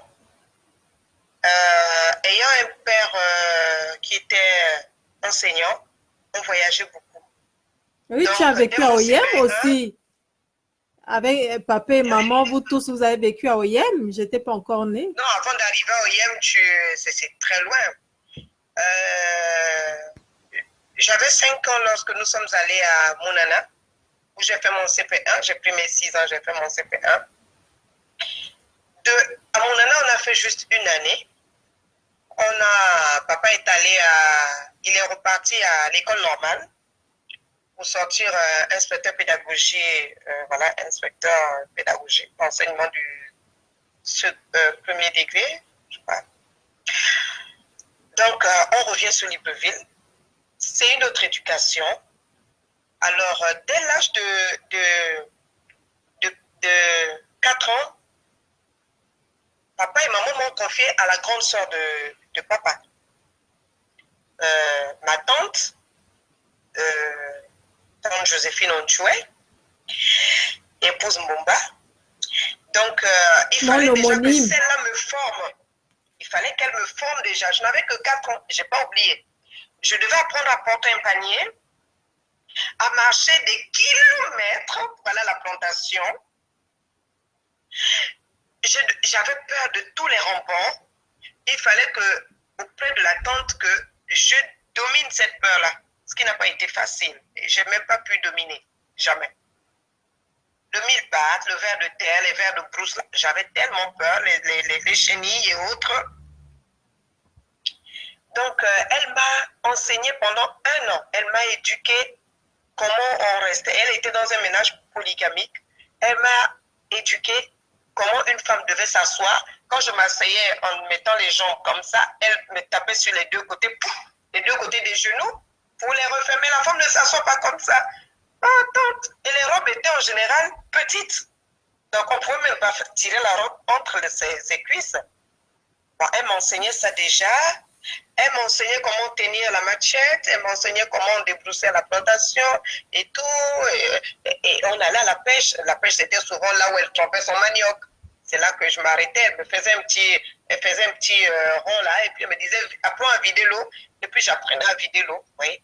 Donc, elle a commencé à m'enseigner. Malheureusement pour elle, pour moi, quand on affecte papa, papa ne peut pas me laisser. Parce que là, nous étions encore en Kondja. Donc, on part à Mounana. À Mounana, je deviens la seconde de maman. Parce que avant moi, il y avait 2 garçons. Donc, maman avait un bébé. Il fallait que quand elle va à la douche, il était tellement gros que je m'asseyais juste pour le tenir sur mes pieds, mes cuisses. Et puis, quand il fallait le coucher, lui et moi, on se mettait couchés ensemble parce qu'il était gros. Donc, hormis les heures où j'étais à l'école, le reste du temps, je devais aider maman. Après, elle me faisait mes cours. Elle me faisait les cours, tout ce qu'on a vu à l'école, on répétait à la maison. Après, on quitte Mounana, on va à Libreville. Je vais faire mon CP2. C'était la même chose. Quand elle préparait, il fallait que je sois là. Comment on grille le poisson, comment on fait ceci, ce qui était de mon âge, quoi. Elle m'apprenait déjà à faire. Va puiser l'eau, amène le sel, amène ceci. Je devais toujours être là. Et c'était à l'époque au feu de bois qu'on préparait. Le rochaud, là, on n'utilisait pas tous les jours. Donc, tu es devenue en fait une seconde maman. À la maison, oui. Il y avait maman, il y avait toi. Et d'ailleurs, les gens ne le savent pas, mais dès l'âge de 3 mois, tu m'as prise comme ta fille. Ça, c'est beaucoup d'années plus tard. Donc, on oui, a mais c'est ça. De Libreville, on est allé à OIM, où j'ai fait mon C1. C'était la même chose. D'ailleurs, je me rappelle, j'ai un souvenir de tubercules. Maman avait la fièvre. J'avais quel âge? Je crois 8 ans. Elle me demandait d'éplucher. Et je voyais comment elle attrapait. Souvent, elle tapait le couteau. Et moi, quand j'ai tapé, j'ai coupé mon pouce là en 2. Et depuis ce jour, papa a dit à maman de ne plus envoyer sa fille à la cuisine. Qu'elle faisait l'école, elle n'avait pas besoin de trop préparer. Elle va faire l'école. Et donc, quand on m'envoyait, je disais, papa a dit, je vais faire l'école. Donc, bref, de là, on va à Tchibanga. Je fais mon C2 à moitié. Mon papa, il passe député. Après, on vient à Libreville terminer l'année scolaire. Je suis toujours dans ce rôle-là. Toujours, j'ai pris les responsabilités très jeunes. Il fallait encadrer tout ce qui venait après moi. Et après moi, tout de suite, j'avais une petite soeur assez chaude. Mais j'étais très timide, moi. Parce qu'après, maman a fait une fille. Et puis, il y a eu le reste. Donc, après ça, on va au Kondja s'installer pour quand même longtemps. Parce qu'il faut dire que notre défunt papa, il a fait 3 mandats.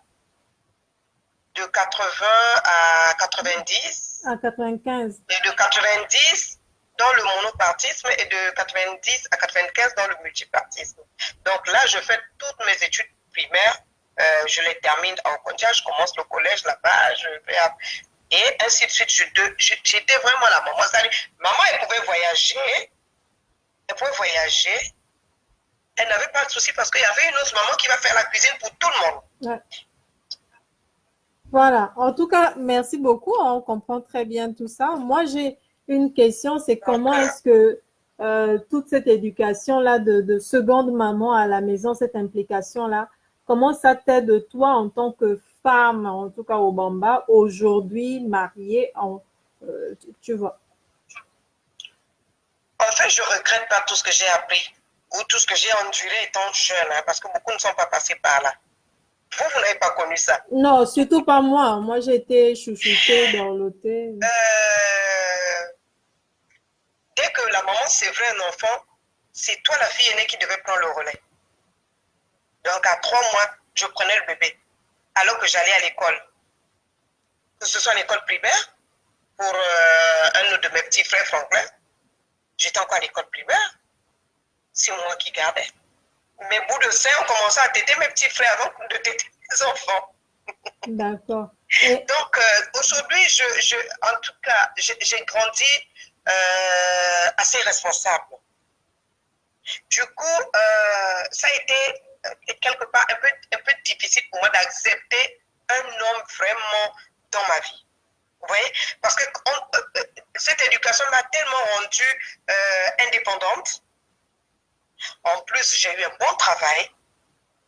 Donc, je n'attendais pas grand-chose d'un homme. Voyez-vous? Est-ce que tu Lorsque peux... les parents nous donnent une telle éducation, on est un peu une personne complète. Mais après, il faut accepter que je reste d'abord une femme.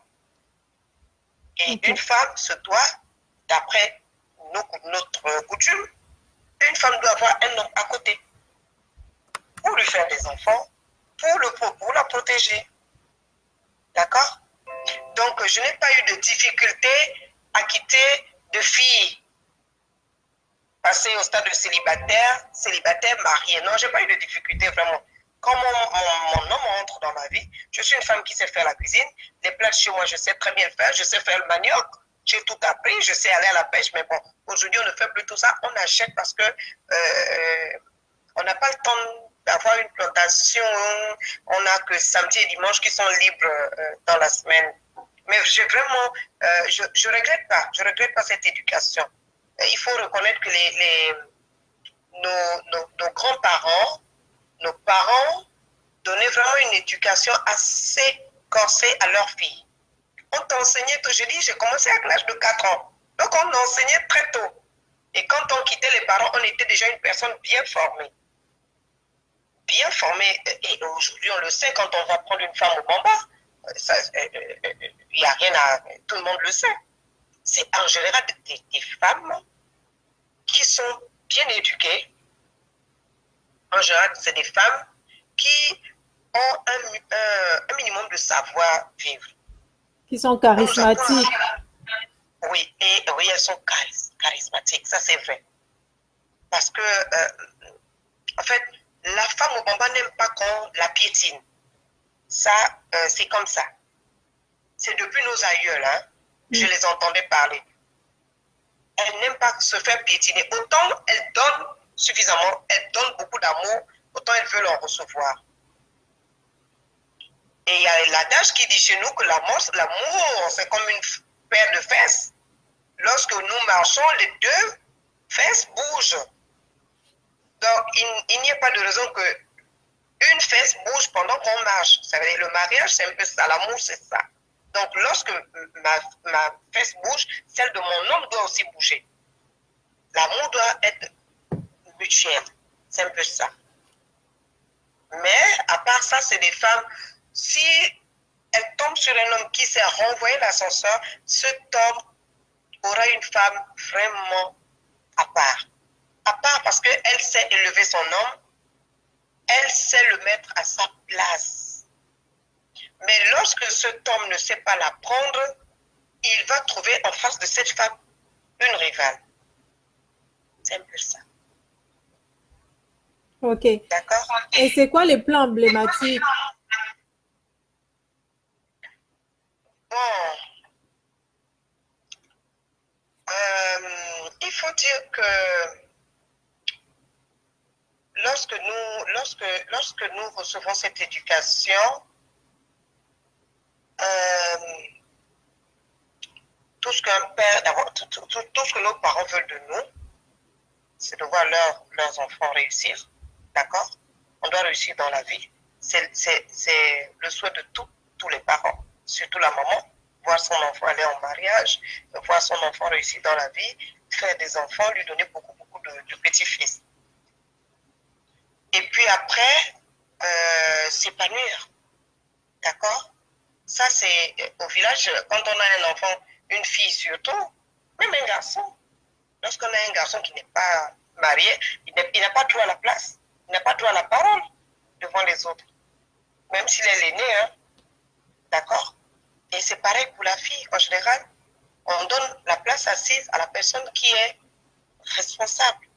Ça, c'est chez nous. D'accord? Et puis après, avec le modernisme, on essaye de prendre un peu de ce qui est bon et on rajoute à ce qu'on a reçu. Mamie, je parlais de la nourriture. Ah, ok. Côté nourriture, l'art Les plats, culinaire, oui, l'art culinaire au yeah. Bamba. Bon, il faut dire que c'est riche. Alors là, je vais parler de quoi? C'est tellement riche. C'est tellement riche. Mais on a comme plat principal les feuilles de manioc. On a comme plat principal le nkumu. On a comme plat principal oseille aubergine. Voilà les trois plats principaux. C'est-à-dire que lorsque vous êtes invité chez une femme au Bamba, vous allez retrouver au moins un de ces plats à table. Sinon, ce n'est pas une Bamba qui vous a invité. Mais entre nous, il y a aussi au Kana, les asperges indigènes. Il Là, faut dire que les asperges ne sont pas un plat principal parce que c'est déjà difficile à trouver. Ouais, c'est vrai. Donc, ce n'est pas un plat qu'on mange tous les jours. La femme va à la plantation et cueille les feuilles de manioc. Elle va à la plantation et cueille le nkumu. Elle va à la plantation et cueille les aubergines et cueille l'oseille. Or, les asperges, il faut que les hommes aillent au milieu de brousse les chercher. Ce n'est pas des trucs de tous les jours. C'est comme les chenilles. Ce n'est pas des trucs de tous les jours, c'est des trucs par saison. Les chenilles, c'est saisonnier. Donc, on ne peut pas les manger tout le temps. D'accord? Mais les plats principaux, c'est ça. Maintenant, aujourd'hui, les femmes mettent oseille, aubergine, on ajoute les crevettes, on ajoute le poisson fumé. Mais sinon, chez nous, on fait côté oseille, côté aubergine avec l'huile de palme qui n'est pas grillée. C'est pas bon de frire l'huile de palme là. On verse directement à la fin de la cuisson et on ne doit pas écraser les aubergines. On doit les retourner simplement, on doit les retrouver plus entiers que écrasés. C'est D'accord. l'oseille qui doit bien taper. Ok. Mais écoute, moi, en tout cas, là, tu as répondu à toutes mes questions. Donc, ce Skype-là, c'était surtout pour entendre ce que vous aviez à dire nous concernant, parce que je ne sais pas tout ça. Moi, étant donné que je ne peux pas faire des lives interactifs, donc on fera des lives comme ça. Moi, je vais faire un addenda sur l'histoire pure maintenant, c'est vrai, des Obamba. Je vais faire et je lirai vos commentaires. Là, je ne pourrai être que toute seule. Donc, directement sur la page, ça va arriver dans les jours, les jours suivants. C'est ça. Donc, en tout cas, pour aujourd'hui, merci pour le temps que vous nous avez consacré. Merci, mamie, parce qu'il se fait tard au Gabon là-bas. Vraiment, je te rends hommage. On travaille pas demain? Moi, je travaille puisque j'ai eu mon congé aujourd'hui. Donc, moi, je travaille demain. Voilà. D'accord. Et puis, je te remercie, toi, la bienheureuse. Et je remercie tous qui te soutiennent parce que je regarde beaucoup ont réagi ce soir. Je voudrais juste dire que une personne qui vit sans sa culture, c'est une personne perdue. Il faut savoir d'où nous venons. J'ai appris beaucoup tout à l'heure, mais je sais très bien que nous venons du Congo. Tout de suite, Je dis à mes enfants, nous sommes Congolais. Nous avons une bonne... Et puis, on a de la famille là-bas. Et puis, c'est les guerres qui nous ont emmenés ici et tout. Ouais, je parlerai Voilà. bien de Donc, ça. une personne qui ne sait pas d'où elle vient, je sais très bien parler ma langue maternelle. Alors là, jusque dans les adages, je connais. Donc, une personne qui n'a pas ça, aujourd'hui, c'est dur pour nos enfants. C'est vrai. C'est dur pour nos enfants. Mon mari, comme je vous disais, il est de Lambaréné, à Kélégallois. Moi, je suis au Bamba. Qui va parler quoi aux enfants? Et ça me fait très mal de voir que mes enfants ne savent pas très bien parler ma langue.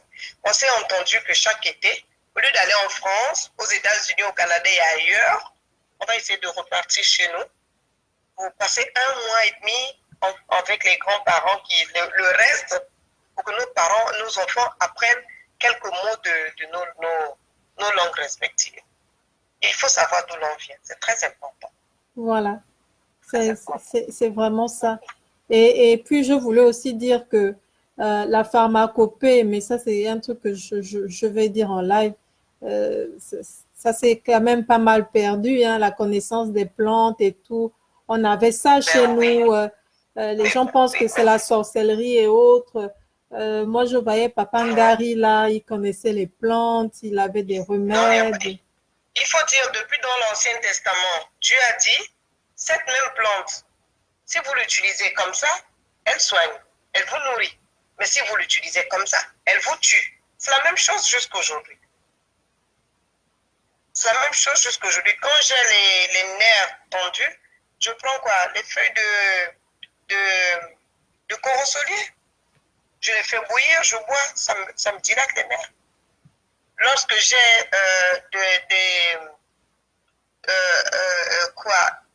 j'ai un peu mal au ventre, je fais chauffer je fais l'infusion de feuilles de quinquilipa. Je prends, si c'est les vers, ils vont mourir. J'ai ce qu'on appelle vulgairement le ndolé. Je l'ai planté. Chez moi, il n'y a pas de fleurs. Les fleurs, je les mettais à l'extérieur. Chez moi, dans ma concession, il n'y a que des plantes qui soignent. Comme la canne indigène, j'ai la gouvernante de la maison. Elle est asthmatique, mais je la soigne avec quoi? Avec la canne indigène. Mélangée avec du miel, ça la soulage. Je ne plante pas les fleurs, ça ne me donne rien. Je connais mes plantes. Je sais que ça, c'est bon. Lorsque les enfants, je sens que leurs ventres sont ballonnés, je prends ce qu'on appelle un dolé, je mets dans de l'eau tiède, je fais une purge. Congo Bouloulou, je fais la purge. Ça vide toutes les saletés et ils reprennent l'appétit et ils reprennent la santé. Donc, on ne peut pas dire ça va tuer, non. Ça tue si on utilise mal, oui. Mais si on utilise à bien, ça ne peut pas tuer.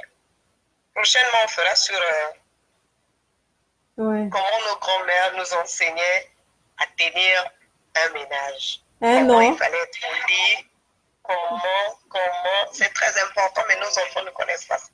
Exactement. En tout cas. Pourquoi quand une femme au Bamba a un homme, une vraie, celle qui a été enseignée, c'est pas les fétiches, il n'y a pas de fétiches. Non, nous, on ne fait pas les fétiches.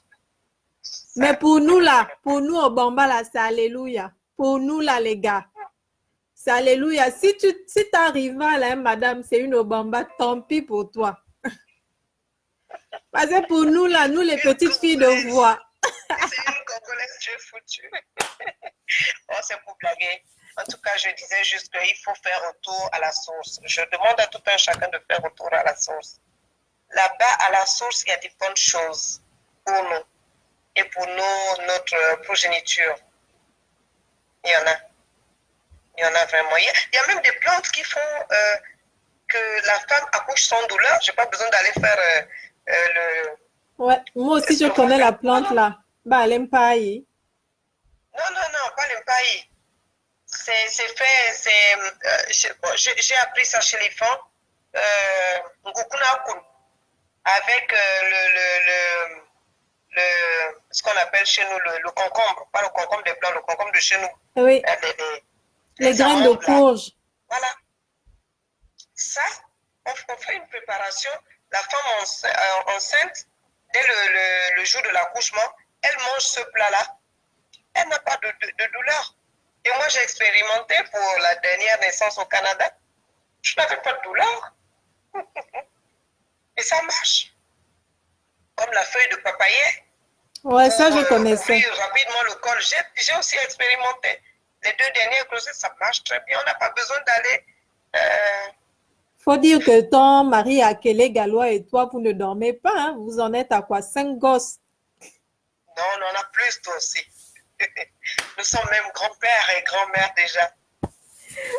Mais on ne fait pas l'âge. Hein, on ne porte pas. On les porte pas aujourd'hui. Non, tu ne les portes pas.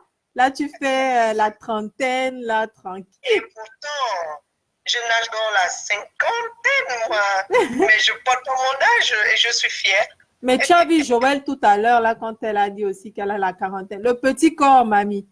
Là, c'est notre côté Teke, là, qui... Bien oui, parce qu'on mange plus bio et aujourd'hui, quand les gens se plaignent parce qu'il y a des soucis à ça, moi, je commande mes glaciers au village. Hein.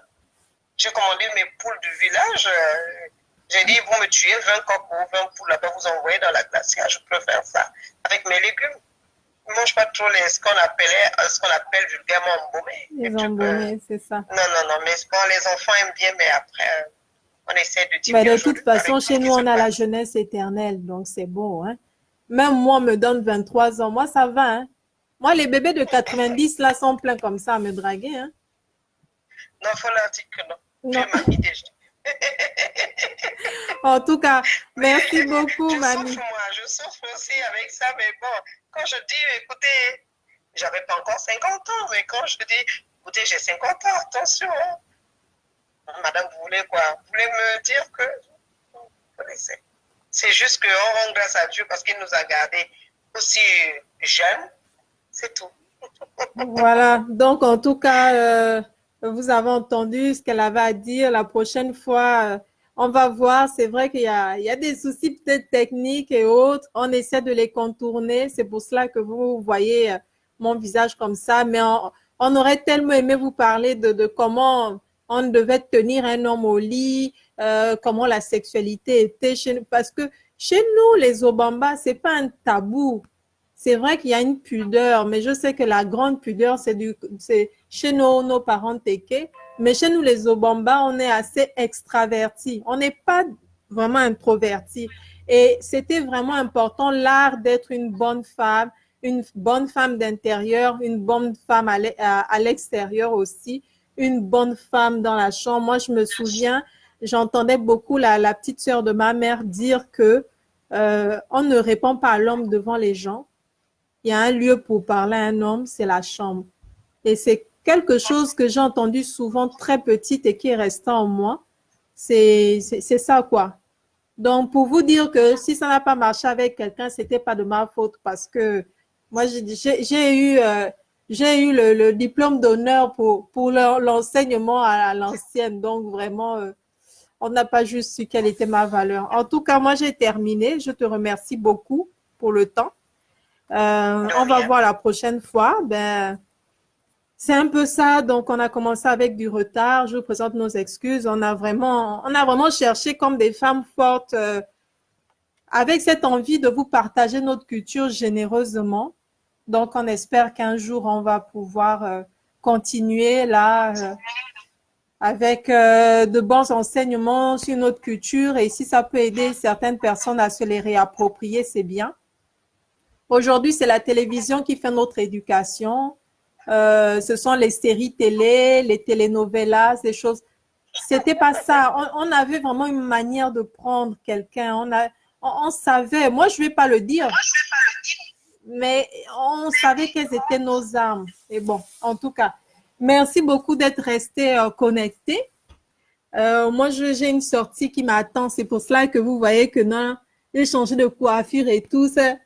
Votre sœur est invitée là. Donc, je vais y aller. Il est 17h03 et puis c'est déjà nuit. Donc, merci en tout cas la famille pour votre fidélité. Partagez le live, que les gens apprennent au moins ce qu'on a à dire. C'est aussi un moyen pour nous de communiquer avec vous tous. Nous sommes près de 40 000 Gabonais dans le monde entier. Je veux dire hors du Gabon. Et puis, avec ceux qui sont au Gabon, bon, ils connaissent la culture. Je me dis qu'ils connaissent la culture. Peut-être pas les Librevillois, mais bon, au Gabon quand même, vous connaissez. Donc, entre nous, on profite aussi des réseaux sociaux pour partager des choses comme ça. Merci à vous. C'était moi la bienheureuse du terroir. Merci pour votre clémence malgré les soucis informatiques. Je continue de prier que Dieu vraiment me trouve un bon technicien là, que les choses se passent bien ou que mon matériel et tout, bon. On va voir. Là, c'est Facebook, c'est pas moi. Hein. C'est Facebook qui ne permet plus ces interactions-là pour l'instant. Je ne sais pas pourquoi sur ma page, mais j'ai fait appel à un spécialiste. Donc, voilà. OK. Merci beaucoup, mamie. De rien. La bienheureuse. Bonne chance. Merci.